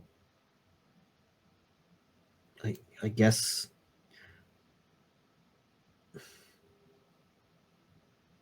So I don't have money, but I've seen people use it. Like, I'm not from another planet. And she's like, I think I am from another planet, but I came here very young. He goes, oh, we never mentioned. that. She's like, I don't... She blushes a little. At this point, she has taken off her like pointy skull cap and has like crushed it, kind of. And she's kind of like stabbing at the thing on her wrist blasters. I reemerge from the edges of our little campsite. Your campsite's secure. Yeah. Well, good news, because you're about to start the hardest fight of all, which is being in a loving relationship with one another, as I just, like, plunk down on a fallen log across from our little makeshift campfire. It's not as much glory in it, and a little less blood, though almost the same. But it's a hell of a lot harder. Yes. Have you been in are you in a relationship? No, the work, it's married to the job more than really had time for relationships. I mean, it's like clunk back in all of this armor that you can hear underneath the cloak she's wearing. But I've seen it, and I'm sure it's. I just like look over at Rainier. Where's Sasair and during all of this? You forgot to Sasair keep an eye on her. Could be anywhere now. I was going to say, have you just like fucking smoke bombed away? Do we not know where you are? Oh, this is awkward. What? Well, there's definitely what kind of food or rations would they have like on the go? You would have easily MREs. Okay. Pretty much the standard MREs that exist now. Not much changes in those. Because and some of the old ones are still occasionally found and edible. Oh, Christ. So a lot of freeze-dried stuff. Yeah. So she's probably trying to eat the best she can. Because MREs, if I remember rightly, do you add water to those? Like, I'm trying to remember what the hell they... Okay. So, that to her is the equivalent of cleaning it. It's a step. It is a step in preparation. So she's just... she's sitting there, like, stirring, and, like, just the clink, clink, clink, clink, clink, clink, clink, clink, clink. Oh, is it that clinking that, like, someone with a cereal bowl does a little too hard? Oh, yeah. Yeah. Oh, yeah. She's not very, like... It's like she thinks she's being delicate, but she's not. It goes on for longer than most people would expect a thing to need to be stirred. And she stops and sniffs it and kind of looks at it, best she can. Like, she can see very well. Like, she usually wears, like a set of goggles on her face. She actually has them, like, up on her head now. So you can actually see her eyes and the domino and everything. And she's looking at it, she, inspects it, sniffs it. It takes like the spoonful and like sniffs at. Like, she's not really like, she's listening, but she's not interacting with anybody because she's focused on her food right now. Because if she didn't get paid, the least we got is I can eat right now. You will get paid by the Legion for your time. You just don't get extra bonus from. I imagine Sasair is a bit of a instant gratification. Gotcha. Kind of Imagine that. creature. So she's Weird. Let's get paid. This is ridiculous. Okay, that's good. That's edible now. And she just is quietly eating, and just thinking about like what she's gonna do after she's done eating. But she is listening to everybody. Every once in a while, an ear kind of like flickers. Yeah. Tail might swish a little bit, but that's about it. Antoinette goes, God damn it! As she was trying to break her one of her wristbands. It is a technological wristband. It is not magic. Would Sasair know that looking at it? You wouldn't know it off the first, but the fact that she's been like kind of picking at it, you can see now that she's exposed some of the wiring and other parts. Kind of gotten one of the face plates of it off. Trying to figure out how to unlock the damn thing. Just continuing to eat and like, but keeps looking at the wrist and just goes, I assume you want that off. Yeah, they put us on it and they basically never take them off. I'm gonna have a wicked tan line. Yes. That's definitely the It's a weird thing to case. worry about, I guess. I can't even see it, so it doesn't matter to me. I mean, it's fair. But points her head directly at Intis, but thank you. You're welcome. Would you like me to try to remove it? Oh my gosh, yes, please. I do have some tools here, and she's still eating. She doesn't like. She takes one more spoonful, starts going through her bag, and then like gets tools out, eats more. Like she just everything's punctuated with a spoonful of food in her mouth. Yeah. And she kind of places Antoinette's like wrist on the top of her thigh, so she can get like a really good look at it and have more control over it. She tries to start. Antoinette blushes a bit. Sasair is just focused. Another human has like rarely, or another being has rarely been in physical proximity that wasn't aggressive.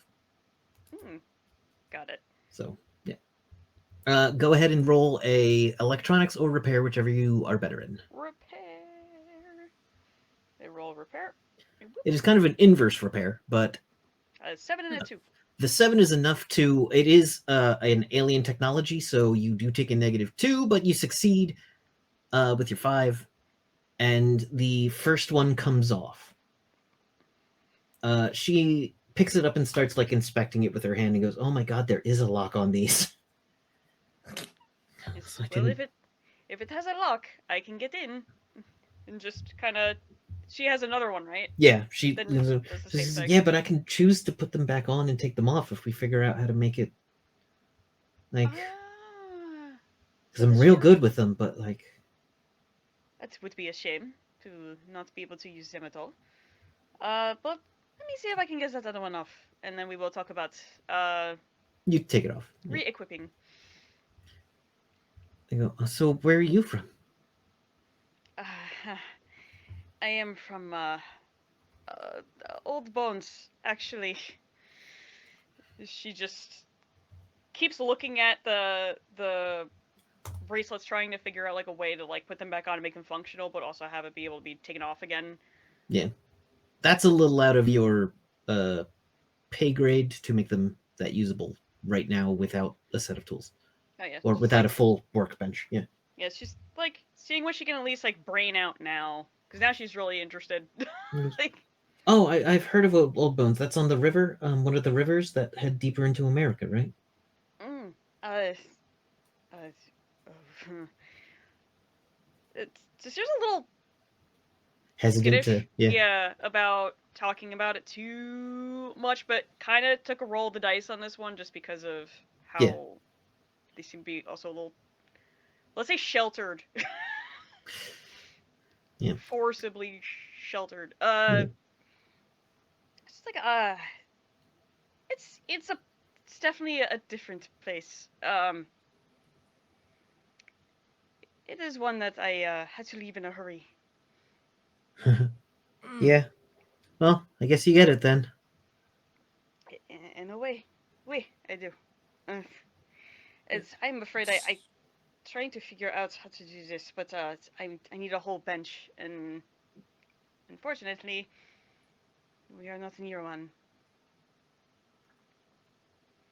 Picking up on some of the kind of like weird tension now floating through the conversation after a beat, Adelaide just kind of clears her throat and says, "So, what about you, Rainier? I mean, surely you've been in love, right? I gotta be lining up around the block for you with this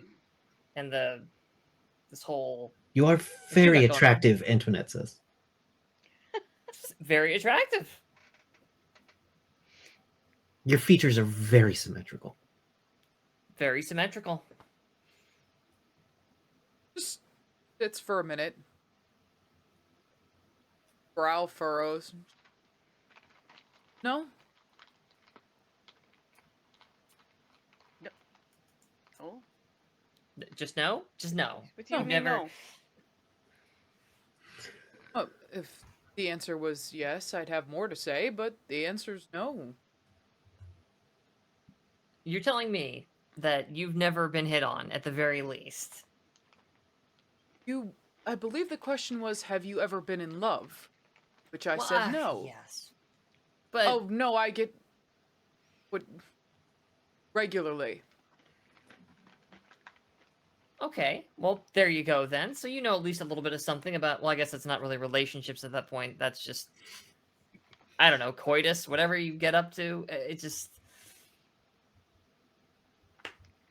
Well, this has been a lovely evening and a delightful dinner. I just, Clink, clink, clink, clink, clink, clink, clink, clink.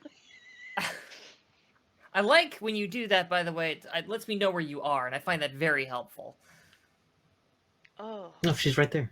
I mean, Adelaide Yes, says, I or Antoinette says. You are allowed to know where I am at the moment. So, congratulations. I'm allowed. Fair enough. If you see me when I am trying to Mhm. hide, I have done a bad job. I'll have you know I'm an extremely observant woman. Yes. I know. But I need to be better than that. Of course, of course. Clink, clink, clink, clink. Well, All right. It is awkward for the bit of the rest of the night, but things wind down. You have enough camping gear for an extra tent. There's always spare supplies in the back of the ATV. And when you get up in the morning, Jaden is coming back with a velociraptor. all Dead. of it? The whole thing? Yes. It has a Oh. couple of holes in it Okay. from his magical arrows. That's right. And it says, I just realized I don't know how to cook. It's all right. You know, we just open it up, find a part that looks juicy, you put it on the fire. We also have food in the ATV that you can Oh. eat. This is great, though. Thank you. Thank you for this. It was This I get bored. completely understandable. He does have like a big slash across him, but he just touches I think it's a catechist tattoo. And you see he just goes, oh damn it. Touches the tattoo and then Yes. just rubs it across the wound and the wound starts healing. That would preclude my one further question for you. You obviously do not need help. Okay. We should absolutely get you to Castle Refuge just as soon as possible. Let's What's Castle Refuge? everybody in the van. Everybody up in the van. Let's go. Before more velociraptors show up. There were I picked off the slowest one. The others were chasing a brontosaurus. At first. We should clean it at least. We've got food in the thing. We cut to a bit later. It's like, The A bit later, priorities. Adelaide is sitting there having the van fully loaded as everyone else is cleaning up the last of the meal. He will take a talon actually from the velociraptor and put it in his bag. Trophy. He goes, so what is Castle Refuge again? It sounds like a refuge, but it's not just a clever name. Castle Refuge is a shining beacon of hope, all alone in the night of this dark and twisted land we call North America. yeah, but On the border. what is it? Apologies, the poetry of my soul sometimes refuses to be quieted. It's just a big camp full of refugees and mercenaries set next to a castle, sitting on, unfortunately, the edge of coalition territory, but it's well protected. You know, we've got a few glitter boys. We've got enough magical firepower to put down a dragon or two, and you know, Erin Tarn. We've got her. She's great. You're gonna love her if she's around. It's a gathering place, and someone there will definitely be able to help you. Okay. All right. unless anyone says anything else, you all pile in and begin driving towards Castle Refuge.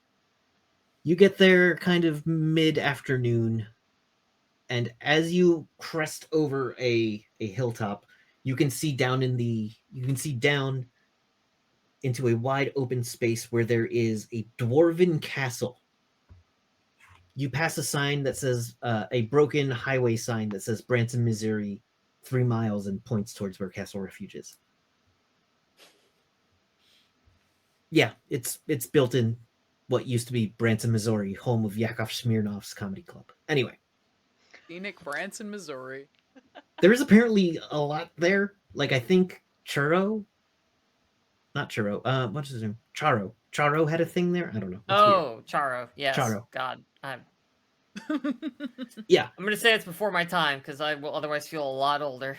Anyway, the castle is a dwarf-built castle, surrounded by MDC walls. MDC being mega damage. It's basically normal damage wasn't good enough anymore.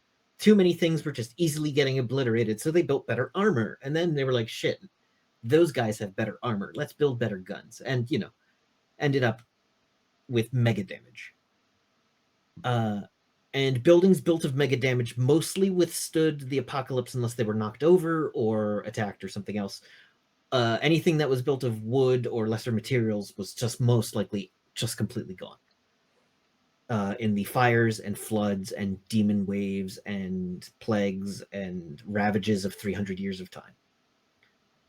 But standing where Castle Refuge is next to it is basically an entire military encampment. Flying above, and you're in radio distance of them, so you've probably already been cleared, are 4 armed, winged sky knights, which are golden scaled eagle men with 4 arms.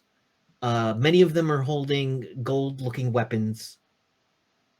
A few of them are moving, like literally moving clouds around. Oh, Jesus. Down by the walls of refuge are 10-foot tall chromium soldiers with massive cannons on their back. These are glitter boys. When they fire, they release a sonic boom. Everyone knows what a glitter boy is. They are piloted by heroes, because if a bad guy gets a hold of one, all the other glitter boys hunt them down. It's one of the few reliable, signs of someone who is good, because glitter boy pilots will not tolerate an evil man or woman or person. It's not, no glitter boy pilot will fall into the hands of evil. As you come back into town, you see a bunch of different humanoids around. You see a few elves, you see a few Atlanteans, you see a lot of dwarfs. There's a heavy dwarf population here. You see a good amount, just about the same amount as humans as dwarves. You pass by a shooting range where there looks to be some kind of cowboy instructing someone how to use a 6-gun properly. You pass by a place that just says Moe's on top of it, and one of the garage doors is open, and you see a kobold coming out from underneath, like a 57 Bel Air, a Chevy Bel Air, screwing what appears to be grav plates to the bottom of it. It comes out, says, "Go ahead, Mo," and the dwarf clicks the ignition on for the hovercraft and starts to go. He goes, "Good job, Mo." You come around a corner. Is there the sign for Moe's? Is there an apostrophe anywhere on there, or is it? No, there is no apostrophe. It just says Moe's. Okay, it's plural. Yeah. Cool. I love it. There are 5 beings in there named Mo. None of them are the same racial background, but all of them know who they're referring to whenever one of them says Mo. Of course. You come around to your staging area where you turn in the ATV and get checked in. A medical professional comes out towards you and says, "Is everyone healthy? Does anyone need a checkup? We see we have 2 new people. We can take them for a med scan." Yeah, you should definitely get them checked out, make sure everything's okay. They've been through hell and back, so, be kind with the scanning and the searching and the what have you. Yeah, this The three this of us are fine. This black woman in her early 20s with tight braids in the back says, "Hi, I'm Jeanette. Come with me, if you're comfortable, please." And they go, "Is she safe?" Safe as it gets around here. You see that there's actually a couple of Atlanteans have come to stare at the tattooed man Archer, and he looks at them. There's a little bit of fear in him, and the Atlanteans, there's a little bit of like, that's a dangerous thing in their faces. I turn towards the two of them, and without saying anything, just sort of brush aside so the cloak hangs open as I've like kind of just put a hand on my hip, revealing all of that Cybernite armor I'm currently wearing, and just sort of stare the two Atlanteans down with this very, come on, just come on. Has he been? They say something to each other in a language you do not know. Yeah. They look at you and go, nod, and walk away. You're very good at that. Well, it's not a weight I like to throw around lightly. Coming around the corner is a giant green cat with 6 legs. It is kind of like a dragonish face too. This is what is called a dragon cat. It's like, imagine He-Man's battle cat with sonic and magical powers. And how big is this thing, by the way? It's roughly the size. It's bigger than a horse. I forget the exact measurements on it. I don't think it's the size of a Volkswagen bus, but I think it's definitely the size of a large horse. Yeah, no, it's not like Totoro sized, but it's also not like a house cat. No. Yeah, it is rideable. It is rideable. Big this Someone cat is. does ride it. It does, in fact, it does not have a saddle. But walking next to it is the man who gave you your mission. In gold, gleaming white and silver armor, with chains wrapped around the wrists of it, is a man with short, kind of brown hair, kind of in a military cut. He goes, "Okay, you came back from that alive. Good to see. You got 2 extras, though." This is Sir Tannhauser, the man who gave you your mission. Sir Tannhauser. They Did you ever seem come to- up with a team name, or are you still thinking it over? Sorry, what was that, Riley? To say that they seemed inclined to follow us. That was it. Okay. Well, You want to tell me who they are? The they mission. have names, yes. That's, yeah, actually. What? The mission you sent us on Yeah. was to aid the two of them. Was Are it? we Because to- it was to go find the Splugor Slaver Squad, and I just saw an Altarian warrior woman and a tattooed man come back. So I guess they're some kind of, what was the term? Not refugees, defectors? Well, yes, this Maggie woman said that she had been paid to save them, and we were sent to help her. So I suppose we were to save them. Well, you were sent to go and inspect a thing. You weren't going. You didn't have a contact person out there. That wasn't part of the brief.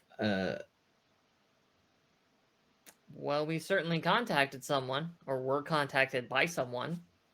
Okay. You didn't send her. No. She seemed so sure.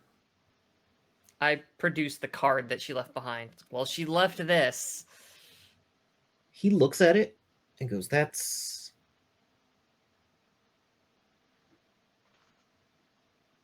fine. That's fine. It's fine. Okay. Don't use that. Okay. Anyway, but you came back with 2 people. Did you give them like a good like scanning or like a mental check, or are they spies? Are they? Hey, Sasair, did you scan through their brains while I wasn't looking? Because... Ha ha ha! Very funny. I know what Sissy can do, and it's not brain scanning. So if there's like a little like food cart or anything nearby, she's at it. with Let's like say, yeah, just there is a, a food cart. it's Why like a not? mouthful. Just, No. Sasair says they're fine.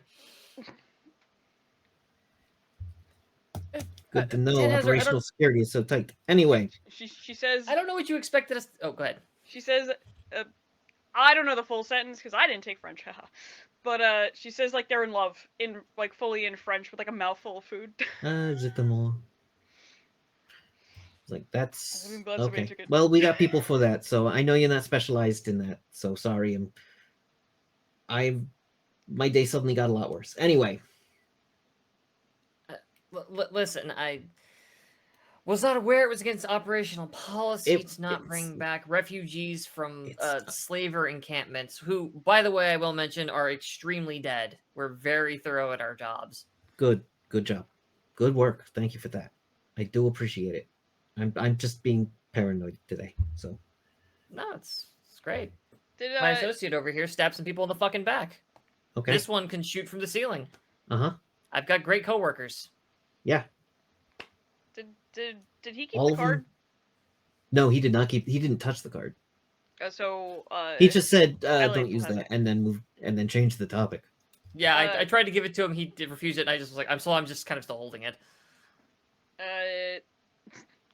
Then Sasair's gonna try to come around behind and just whoop, the card, and just start out loud wondering like, I wonder who this is then.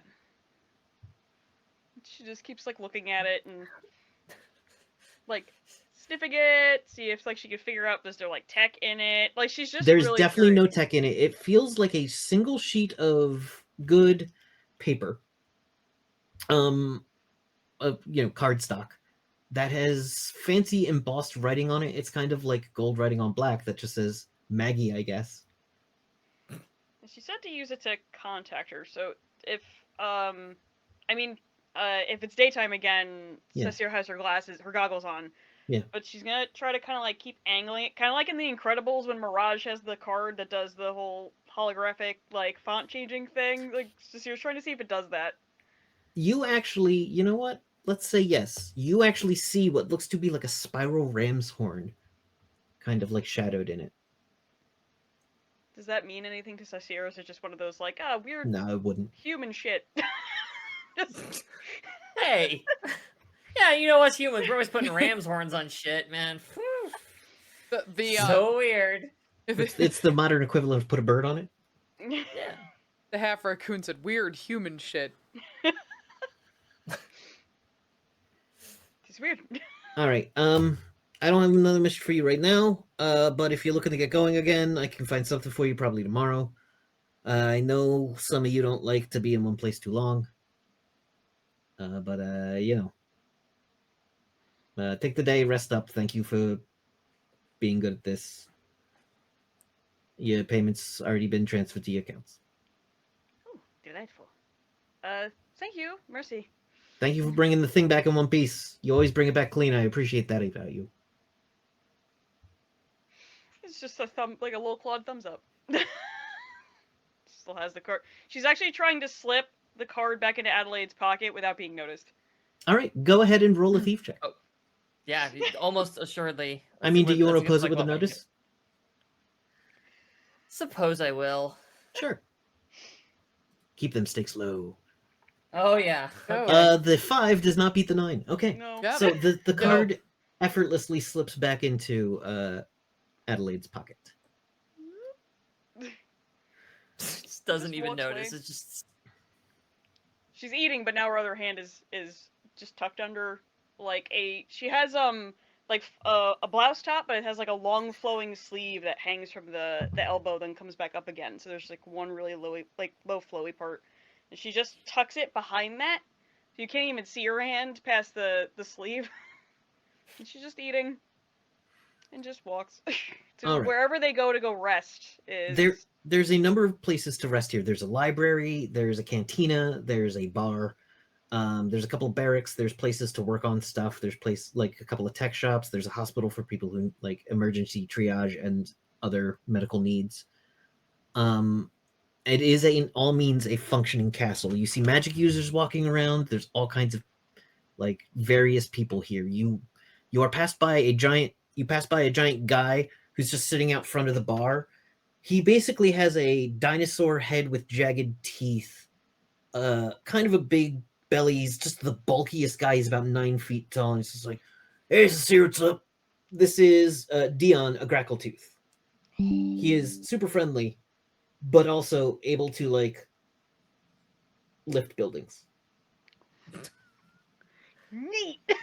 He's the bouncer at the canteen. Oh, I love this. With This the is bar. great. It's just like, hello, how are you? Oh, I love that accent. That's a fun one. I've been great. Been a little slow. Really? Yeah. I mean, is it like still like morning-ish? It's late. It's mid to late afternoon at this point. I would think it would start picking up by now. It will. I mean, we are kind of busy, I suppose, being out and about. As Yeah. Have you had any trouble as of late? No good stories. No. There's this one cynetic. You know, the guys with metal things in their brain that make them a little off. They're called cynetics. Did you Yeah. know that they were called? Yeah. Okay. They there was one who wanted to walk in on his hands, and I was fine with that. But when he started trying to drink with his butt, I had to bounce him. Yet He bounced twice before. Actually, it was weird. Ah, interesting. Yes, absolutely fascinating. Hey, Dion, speaking of drinks, I kind of feel like we could all probably use one. Oh, sure. Go on ahead, Adelaide. You know. Thank you. Merci. Quick question. How long have the three of us been working together? This may be your second mission, but not long. Great. I would say less than a month. Good. There was actually once a fourth member of your group who was a mage, who made just the worst choice at every given opportunity, and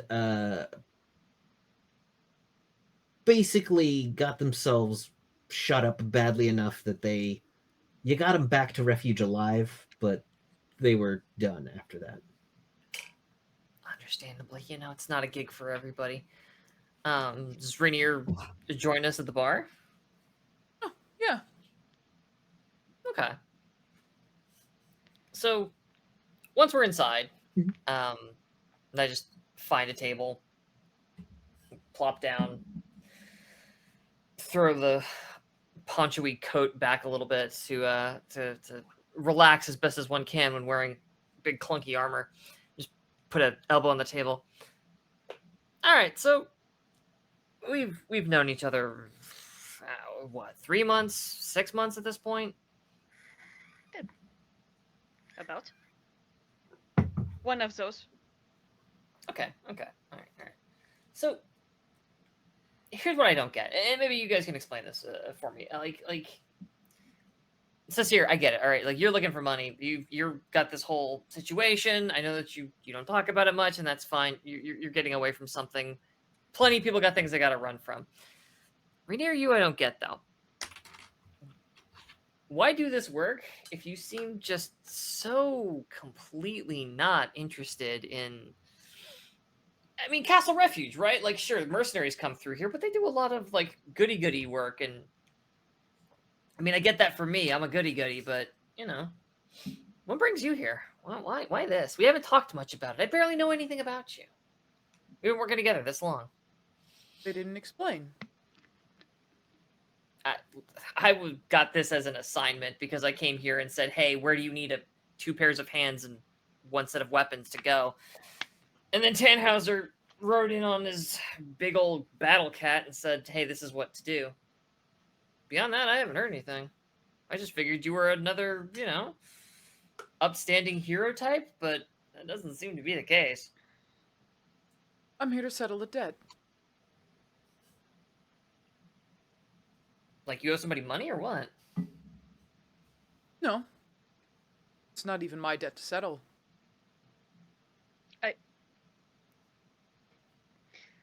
What is Sasair's taking it like a seat, and before she sits down, fluffs her tail upward because she can actually have it out here because there's all types here. She's Yeah. not afraid to get caught by anybody.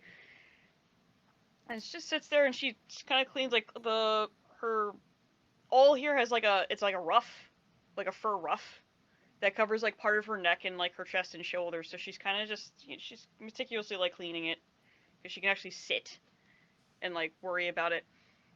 And just kind of stops and just goes, "Wait, why would you pay a debt that is not yours to pay? I don't understand. It, this is your money you are earning. You should keep it. Let them do some work." The money that I earn is mine. Nothing to do with that.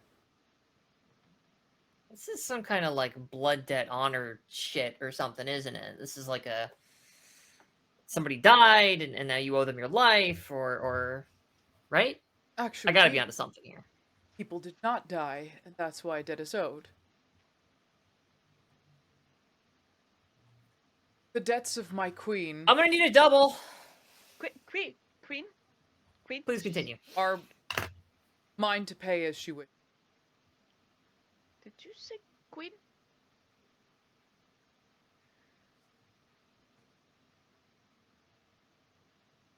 Sasair's just stop. Her hands have stopped. That is not a thing the two of you have seen terribly often. Where her hands stop when she's cleaning. Did I Uh, say? No longer. The following things arrive at the table, being delivered by a woman who is an older woman. She's your standard waitress looking. Don't need to go into overly detail on her. A frosty cold minty drink for Rainier. A Labatt Blue for Sasair. And a bourbon for or bourbon or a whiskey for Bourbon is a kind of whiskey. I know, but some people get very particular about their thing. As a bourbon drinker, I don't. People are crazy. This Anyway. is you get actual Tennessee bourbon then. Yeah. Ooh. But yeah, it gets placed down in front of you and goes, "All right, I'll add it to your accounts." Thank you. Yeah, merci. Just smiles sweetly at her. Okay. So there's royalty involved. All right. You're clearly not from around here. You've never told me where you're from. You've just said out there somewhere. Holy shit, that's terrible. And it involves royalty in some capacity. Okay. So obviously you're some kind of nobility then, right? Because who else would owe a debt to other royals, right? Like A tiny robot floats by in the background, comically. That's a reference to a different game. Ooh. Oh, you it's just just right past. Yeah, she just floats right past my head. oh, like looking in a mirror. What?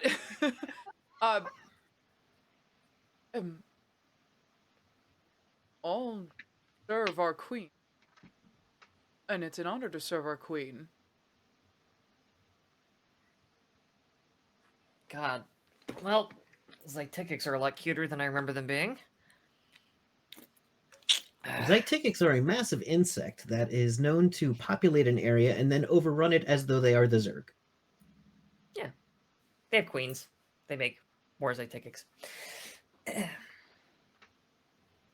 I assume they would know what those are. Maybe. Maybe. Adelaide's also being kind of a butt because she's frustrated because she's not getting answers, so she's being a little testy in a way. I built this. No, I love it. I'm not sorry, but sorry. Those answers will come in time. Mm-hmm. All right. Well, listen. End of the day, your business is still your own. Lord knows, Sasair, I'm sure you're chock-a-block with secrets you don't wish to discuss. Like, where did you get those incredible goggles?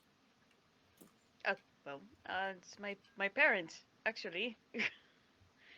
I, as you know, do not do well in the daylight. Comes with the territory, as it were.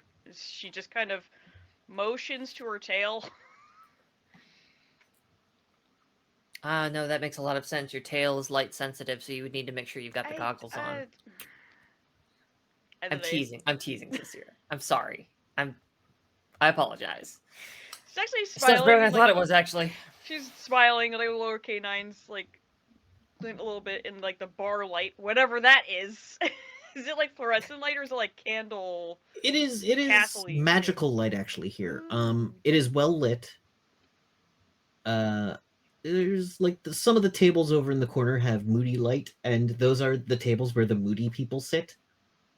There's a couple of tables that are like specifically like almost entirely shadowed for the person who wants to be dramatic. And then there's another seat that just looks like a diner booth. And then at the other corner of the bar, there's just a lone bar stool that no one can sit next to. It looks like someone could slide another bar stool up, but there is specifically a space where a bar stool would be so that no one can sit. Someone can sit alone. The lighting in here is pretty good. The walls are dense stone. This is abutting up against the castle. So there's access to the castle from the bar. And there's dwarven etchings on one wall of just like the glory of dwarven builders is the title of that mosaic. And there's also windows put in on the other side. The windows seem a little off in a dwarven bar. Dwarves tend not to build a lot of windows. You know. Holy shit, that makes a lot of sense. Huh. I never really thought about that. I've never really thought about that, but I guess they wouldn't, would they? No. What the fuck is a dwarf gonna build a window to? More rock. Another wall? They will build arrow slits. Oh yeah. Well. But windows? Huh. Wow. There are other mercenaries in this bar.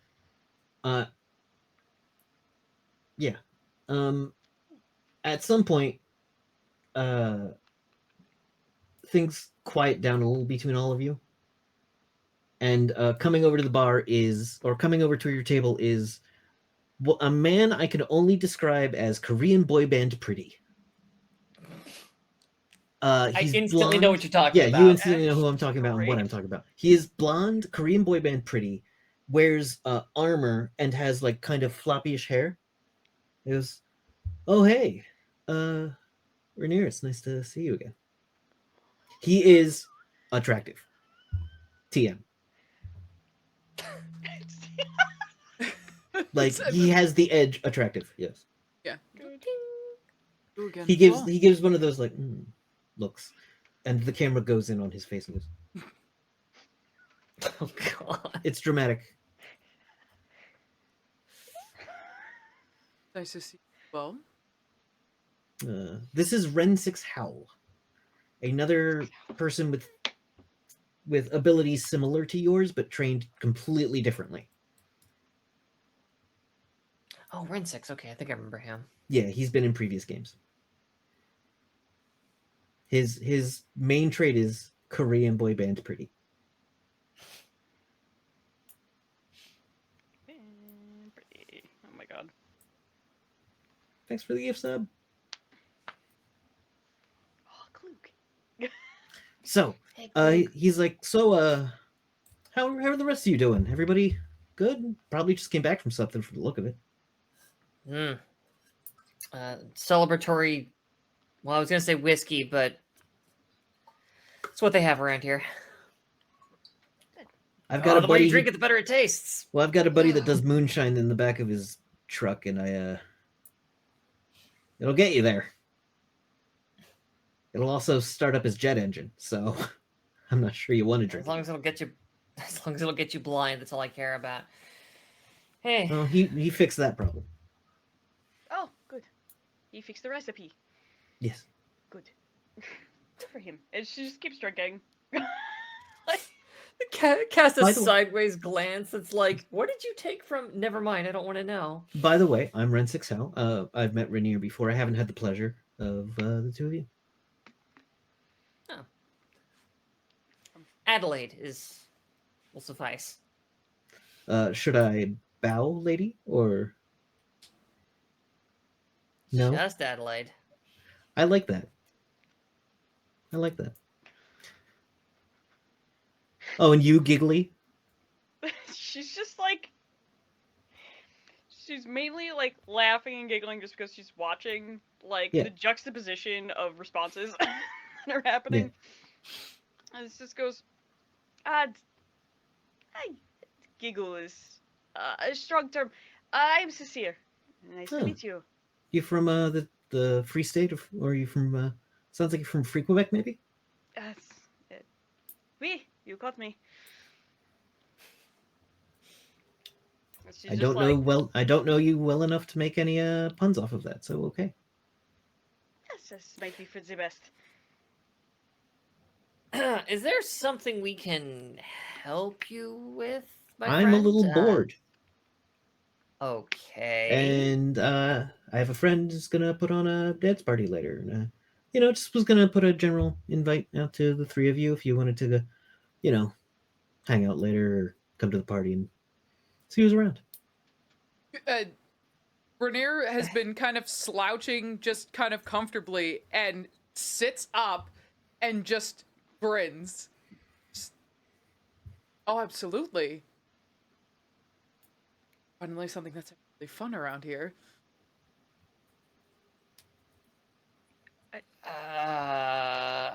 Listen, if you can make it, great. If you can't, that's also great. I mean, Adelaide, do you suggest that we stay together as much as possible, or? No, sure. I'm not much of a dancer. I, But There will be other things to do as well, I'm sure. I just really like to dance. a team building exercise, maybe? see, that's not fair. You're using my own words against me at this point. You get like a sly grin. Just that one fang before she goes back to drinking. Far be it from me to stand against my compatriots. We'll be there. All right. Gives you the location of it and says, all right, well, I'm going to go see if I can find a few other friends who don't know about it yet. Catch you soon. Goes Adelaide, Sasair, Rainier.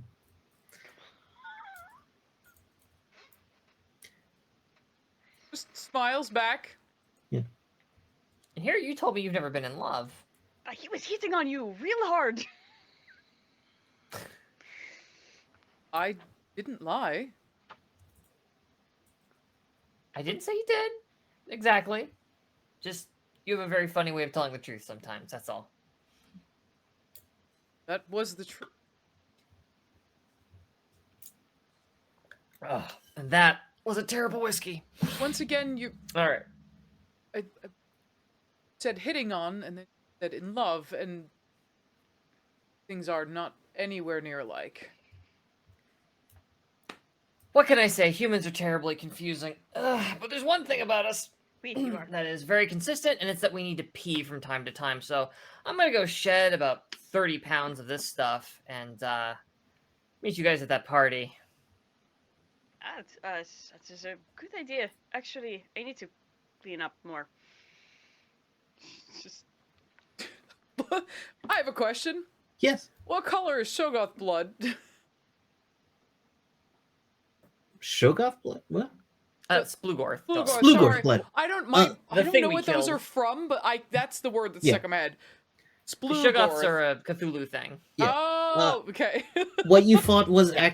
was are. actually not an actual Splugorth, but a minion of them. It had greenish, like salty blood. Oh, delicious. Ugh. It just looks down at their sleeves that are just green and probably crusty. It's just A little acided. a change would be. I would recommend it for you. Especially, that smells terrible. It isn't pleasant, is it? No. Come on. Acid built character. It's a good look Hey. for you. No, I'd rather have zero character at all if I had to smell that all the time. Then just... Yeah. All right. So I feel like this scene is over. Yeah. All right. Yeah. The group of you, I'm not going to be able to explain a good party in a fun way. Not my specialty. But there are quite a few people there. There is a bonfire set up. There is someone who keeps walking into the bonfire to make it a little bit bigger. They are a burster. They control fire. Their clothes do not catch fire. They can turn themselves they can light themselves on fire and do in battle. But they also just like to watch things burn. So there's a big bonfire. Fair. There is a DJ table set up. This is actually a big old hangar facility for a nearby. I think there used to be an airport around here somewhere. So it's like an old hangar. And there's a big area for dancing and shit. There is a DJ who's floating above the dance floor on a magical, like, surfboard looking thing. Okay, I now posit that in fact you can describe a good party. Please continue. Okay. There is a couple of places to get drinks there, but there's not like an endless supply of alcohol. It's mostly people who have been, up to some hard living and some hard work. No one around here is a layabout. Like, you do not see either Jaden or Antoinette here. You get the feeling that this would be a bit much for Antoinette under the best of circumstances. The party is loud. There's lights flashing. There's people dancing. There's a quieter corner, like off to the side where the manager's office would be, where there's a bunch of people telling war stories and drinking a slightly better quality alcohol. Some of them are smoking.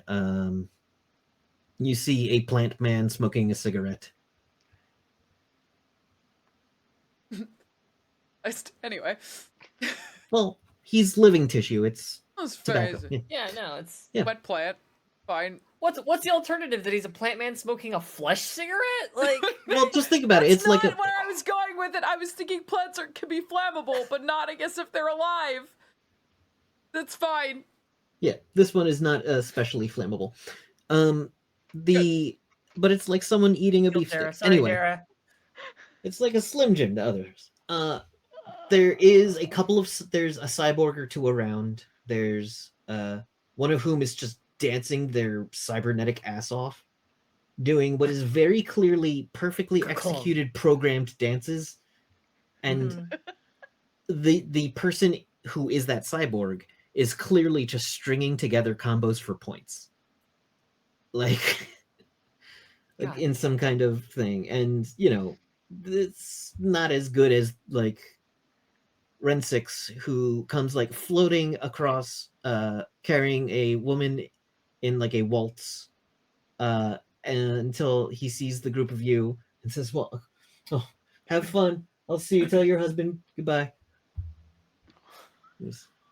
She's not actually married. I just wanted you to know I wasn't with her. Anyway, how are the three of you doing? Better Entirely now. too sober for this conversation. I understand. Have fun. Maybe we could fix that. I'm gonna go fix that. And we just got here, so we have not partaken yet. I believe that is the right word. Well, let's go get your drinks then. So, Rensix is attempting to be charming to all of you, but knows that Adelaide has clearly zero interest. Sorry, barking up the wrong tree. Yeah. Rainier, give me a notice on Rensix. Sure. Oh, Give me a notice. Yeah. I. You got a 4, which is enough. Okay. You're not sure if Rensix sees you as a rival or like you are both like in that same category of attractive. Yeah, I got that edge too, damn it. Yeah, and so you're not sure if like there's legit interest or just kind of sees you as a rival or sees you as a potential rival and is scoping you out. You've talked before. If there's anything deeper, that's completely on you, Riley. Like if you want there to have been like hookups or whatever. The Rensix thing is he's very like, hey, if you'd like to hook up, I'm here. If not, cool. I'll be elsewhere doing things. Oh. Yeah. If Rainier was in the mood, they would have no problem with it. Yeah. That's just. But Rainier is not in the mood tonight. No. It's a party. Okay. Man. It is a party. Rensix will definitely dance with you. And I'll say offers to Sasair as well. If Sasair would care to dance. Is very very good at that. Good at dancing. I feel like with all the acrobatic things that she knows how to do, like she would also be very good and try to, if she feels like it's a challenge to outmaneuver Rensix, she would actually try that. Go Like, for it, one-up actually. him. Give me an acrobatics or athletics, and I'll roll his performance. Cool. Ooh. I got a 9. He got a Holy crap. 15. I rolled an 8 and a 7. Okay. But watching the two of them, other people stop. And kind of like as that number like hits a crescendo, Rensix starts like getting like kind of choreographing you into like you want to do a throw. And just like puts you into the air in like a perfect cheerleader like ballet spin. And you come down like Zendaya in The Greatest Showman. And everyone claps at the end of the number. It's like the dance ends and Sasair's like smiling and she's clapping and then she kind of like her she's still wearing like kind of like a different color of like her normal pants, which are kind of baggy up at the thigh, and she just kind of like pulls on them like they're a skirt and like curtsies at Rensix. He does a leg forward bow back. As Sasair like starts to go up, there's just like I'm over there like leaning against a wall trying to enjoy this drink, and I see that start to happen. There's this reflexive like, oh no. Okay. And after the dance is over, she just kind of like bounces through the crowd back to Adelaide and just like pops like a Yeah. seat next to her. So there's all kinds of people here, and anyone you like want to talk to, you can, but I don't know. So Rensix comes back to Rainier and it's just like, so care to dance again? I think I could be persuaded. You make it so difficult sometimes. Holds out a hand. Takes it. Yes, and then the two of you dance. I think at that point, I don't have anything dramatic that happens the rest of this night. If there's any scene you think would be fun for one of you to have at a party. Oh, so Sasair's definitely gonna want to talk to Adelaide for a little while, but she's also gonna want to like wander around and try to get gossip because she likes to keep up on her previously acquired skills. Gotcha. Here's the thing. There is always in any... I'm not familiar. I've never been on a military base, but I'm sure there's plenty of gossip on a military base. Yep. But only to a certain level and only about certain things. Yeah. Yeah. There's plenty of gossip on a military base. Yeah. So you hear about some gossip around a thing happening in the coalition where the Lone Star facility in Texas is having trouble getting supplies from the coalition headquarters in Chicago. And someone's worried that might lead to more scrutiny of the Tomorrow Legion, who is in between those two places and very anti-coalition. You hear about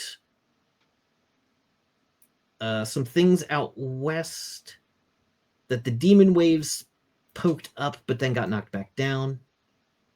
There are still people talking about the Shimerian nation because they don't quite understand what that is. Someone's trying to explain it to someone else. It's like, well, there was a declaration and they just said they own the territory and no one's proved them wrong yet. and you hear a lot of interpersonal gossip about like people doing things. The Moes, two of them are secretly fighting and don't want anyone to know about it. Oh, she hangs around that conversation for a little while. But Kobold Mo and Trimador, who is partially cyborg, kind of like a long, tall, bluish alien, but with cyborg parts, are currently fighting over whose turn it was to do the dishes last Tuesday. And one of them is claiming the other rigged the chore graph. And the other is like, well, I made it so it can't be rigged. How could I have rigged it? And so they're having like a fight over there. Mo, honey. There's Sasair actually has to not like actively not answer that. But there is plenty of gossip and drama. There is a little bit of gossip when Tannhauser actually shows up to this thing. Whoa, really? Tannhauser doesn't come to many social events, but he comes through. Actually, nods to a few people. Someone tries to like come over and give him a drink. He's like, no, I'm good. Looks around, spots Adelaide, and goes, And I set the as soon as I kind of notice him coming in, it's like that's odd. Straighten up a bit, set down drink, and as soon as he waves me over, it's I'm gonna go talk to him. he goes, don't steal from him, please. I'm not saying you would. I'm just saying he has a lot of good stuff. I'd like to keep my ends, please. So I would not. Sir Tannhauser, unexpected visit. So I was trying to sleep and then I remembered something and it really bugged me and I need to know, the card says Maggie, what was the name they gave you and what did they look like? Sure. Well, she just said her name was Magdalene, and as I recall, you said that she had like a big fucking braid. She had a long braid that came around her shoulder and it was pink. Hot, yeah. Very pink, very braided hair. Efficient with. Did I just make the little like pointy gun like motion Magic? that she did? Was it magic or I think science? so. Do you know? It didn't feel like psionics. I think it was magic. All right. Didn't twig my brain especially. Could there be a chance it was both? More things in heaven and earth? Tannhauser. Any weird things about them? Weird things about that. Yeah, I mean the entire plan was kind of weird, honestly. But like it didn't like whip out a staff with an eyeball on the end of it and summon forth an elder god, if that's what you mean. But I mean, like, I don't know how to put this, but was there a demand for payment at every turn? She was really obsessed with money, sure. But did she like get paid for everything she did? I think so. She talked about getting paid, and she certainly scooped up the cash in exchange for her prisoners, as ignoble as that was. Rainier will actually step forward as they just kind of followed behind Adelaide just to see what was going on. There was a bounty on her. From who? Well, the slaver said that there was a bounty. Oh, in Atlantis. Yeah, that's not good. You're... forgive me for speaking out of turn, Sir Tannhauser here, but you're kind of weirding me out and freaking me out here a little bit. Sir. It's a lot. Okay, so I'm worried that you encountered what I called one of the Mystic Knights. They tend to be... Any idea what that is? Go ahead and roll a common knowledge. You can get a +2 on this from your actions during the war. Oh, sick. That's a 9. That's a 9. And that's a hit with a raise. It's a hit with a raise. Mystic Knights are a sect of mystics. Mystics use both psionics and magic, but the Mystic Knights can shut down a ley line. Oh, fuck. Okay. They can prevent other people from pulling magic from a ley line. Ley lines are giant rivers of magic that run through the world. And when they cross, they create nexuses where rifts sometimes open, just dumping out shit from other worlds, or opening a gateway to literal hell, like the one in Detroit. Explains a lot. I have a question. Yes. Would I have noticed any her doing anything with or against a ley line? No, My there was affinity. no ley line Okay. there. You did feel actually she would have shut it down. There was, let's say there was a ley line nearby, but you did feel like there should be a ley line there, but I can't access any of it. Not that you normally can. Well, you can actually because of who you are with your background. Yeah, you feel like that ley line was a little more distant than it should have been. It goes, their order, they don't do anything without receiving payment for it. They won't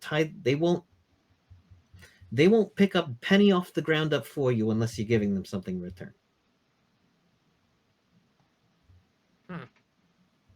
Okay. So... And they are dangerous as hell, and they're bad people. You know from the war, hiring a mystic knight was like hiring a specialist mercenary who could take on not like a whole platoon, but like a good number of coalition soldiers. They are dangerous, they are effective, and they always get paid. No, it's curious then that they would bother getting help from us. Does she have any like demon insignia? Did you see her helmet? I don't remember seeing any insignia. Like a helmet with a ram's horn on it? There was a card, but... Sasair has noticed everyone's talking, and she's gotten bored about the chore calendar. So she kind of like flounces over through and is starting to listen and goes, actually, that is on the card. If you put it in a certain light, a ram horn appears. I hand the card, like, He's catch like, the light. you can't give that to me. What? Can't? Try throwing it away. I flick it over my shoulder. It's on the ground until no one's looking at it. He is like, give it a minute. Give it a minute. All right, now check your pocket. It's back in there. Oh god, magic is such a pain in the ass. This an interesting trick. Why does it do that? Because it's been bound to her. For what purpose? Well, if you ever need a dangerous mercenary who you can barely trust, that's what Mystic Knights are. They're mercenaries. Did say to call her, but I don't particularly care for that little card trick. It's unnerving. All right, I have a mission for you tomorrow. There's a techno wizard who wants to find a thing. He thinks he knows where it is. But I'm not going to send you alone. Just the three of you. I'm going to send Warhol with you. We know who that is? You might not, but it was Warhol, okay. My best friend. The big cat that's always next to me. Oh! It's just, this year actually looks very excited about this. I can't go with you on this, but I can send Warhol. Well, that's if damned kind of you. Thank you. If she's taken an interest in you, I think I've met Lynn before. Okay. You seem really worried, which I admit is an altogether new experience for me. Yeah, I worry a lot, but I worry a lot about people, but like generally whether they're still alive and if they're coming back from a mission, because I like people generally. I like them to. Never mind. I don't like people. Anyway, this has me. Yeah, I don't. Vampire to one of those big walking skull robots the Coalition have. Like, how worried should we be here? I admit I know a little bit about the. All right. Not as much as a single crappy, like more than a single crappy vampire. One of the wild ones that are just gonna run at you and jump, and you can just hit him with a fucking cross and some light and they die. But like in the probably about as much as a master vampire, the ones who use brain powers to take over people's minds. Great, duly noted. Oh, I'm gonna go put my armor back on. No, you're fine here.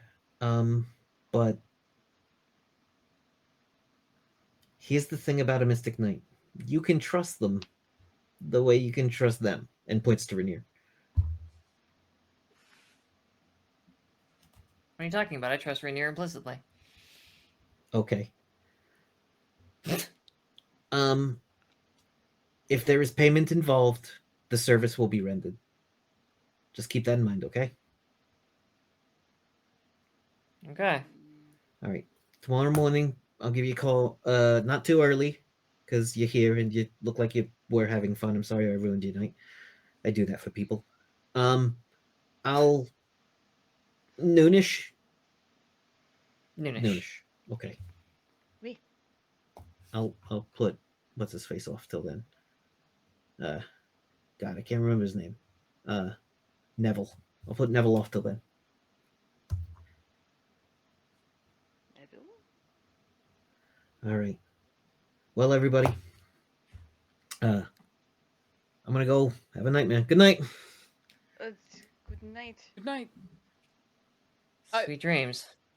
And I'm gonna let. Here's an opportunity to finish this scene, but then we're gonna wrap up for the night. So, does anyone have any like? Sorry to interrupt it and not let it flow, but You're fine. If either one of you looked at Rainier when Tannhauser said basically that you can't trust them, 100% looked There was, directly at like, Rainier. Oh, yeah, we most both people actually would be offended. There was no offense. The exact same, like, slightly amused look stayed on their face the entire time.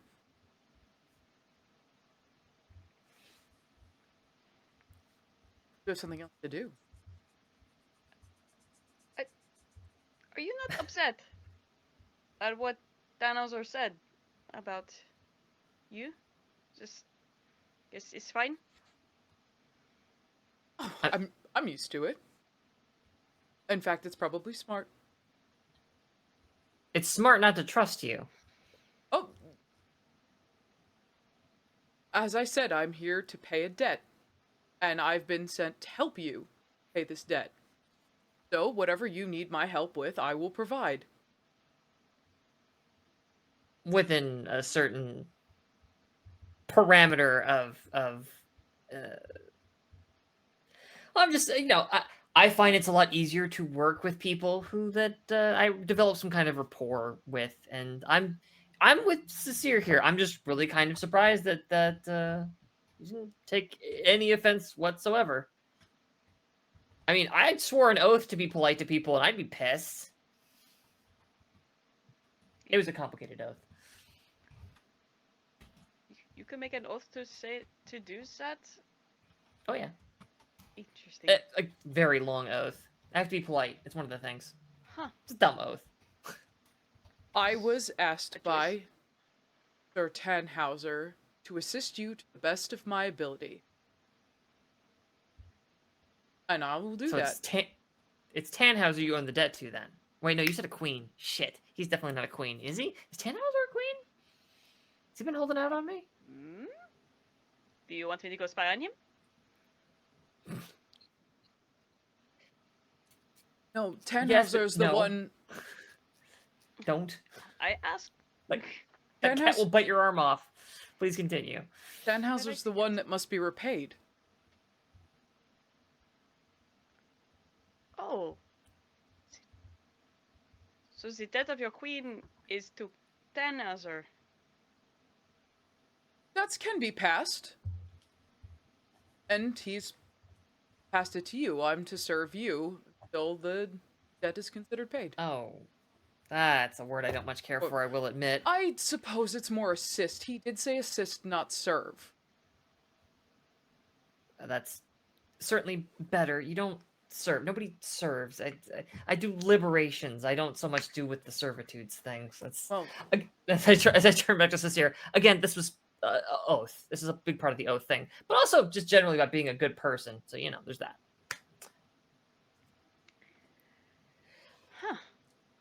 again. Friend, you are very strange. And you worry me tremendously. But I'm pretty sure you're not going to stab me in the back. So, No, that would be counterproductive. And I'm pretty sure that, well, Tannhauser would be upset, and that would not go well for me.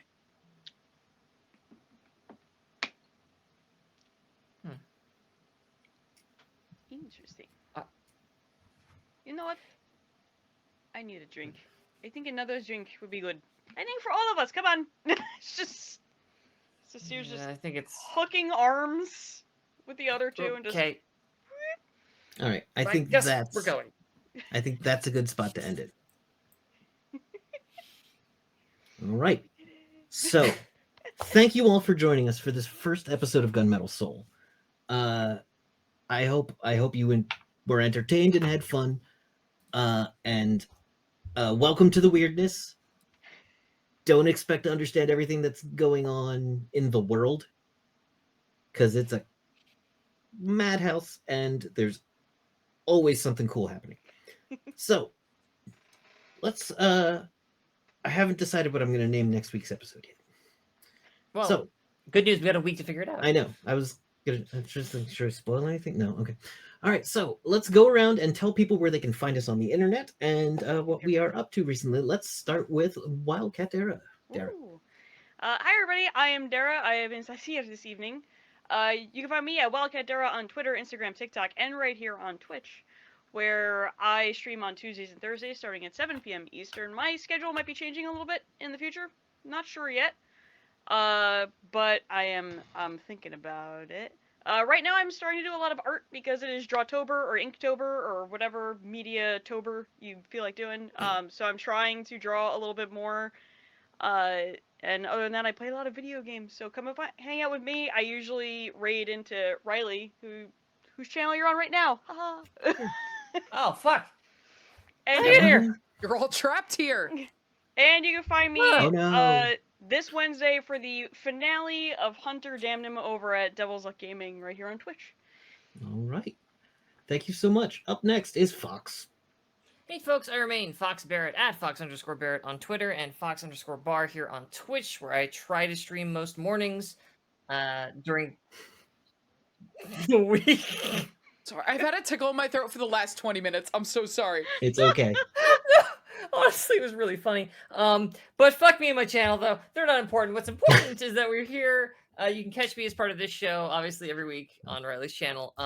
Also, I'll be over on Devil's Luck for the finale of the current arc of Stellar Age. That's going to have its big finale this Friday.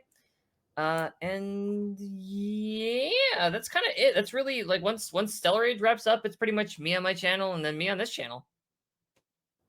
All right. Hold on, I have to write down Neville before I forget it. I've been known to forget to write down an NPC's name and then panic next time it comes up. All right. And that brings us to Riley. Hi, everybody. I am Riley. I have been Rainier. You can find me here. This is my place. I'm home right now. Everybody is gonna have to get out of my house after this. I was saying, maybe maybe you should go last. I have nowhere to go. You could find me here Mondays with this show, which I'm enjoying this so much. I'm sorry I brought like this fucking weirdness to you guys, but I'm also not sorry.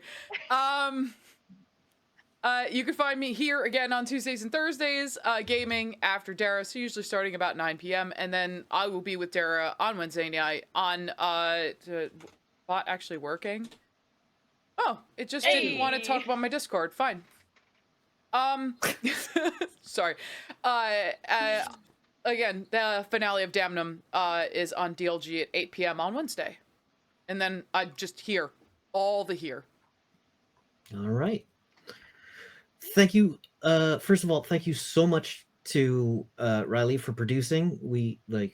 I'm so thrilled that this game is happening on this channel with you and Dara and Fox. This has been a lot of fun to plan and roll into and get moving. It's been kind of great. Thank you for bringing it to us. Yeah.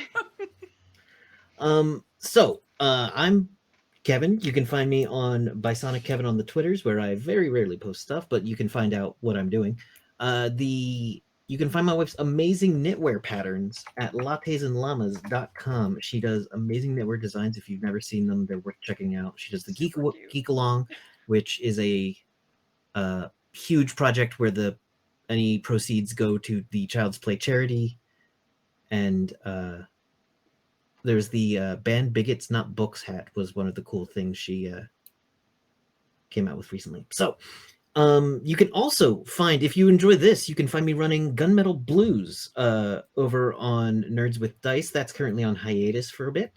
You can find the VODs of that on Nerds with Dice YouTube page. And you can find the original two games. You can find...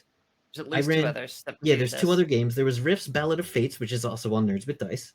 And before that was Rift's Blood, Dirt, and Chrome, which was on Welcome to the Party. So if you want, you can find more of that there on those YouTube pages. So thank you for joining us for this weirdness. I hope you're all entertained, and I'll keep bringing the weirdness every week. I I promise. am looking for somebody to raid right now. Yeah. Oh, we're gonna raid Fallen. Fallen is a Hell friend of yeah. ours, who is a I forgot the. There you go.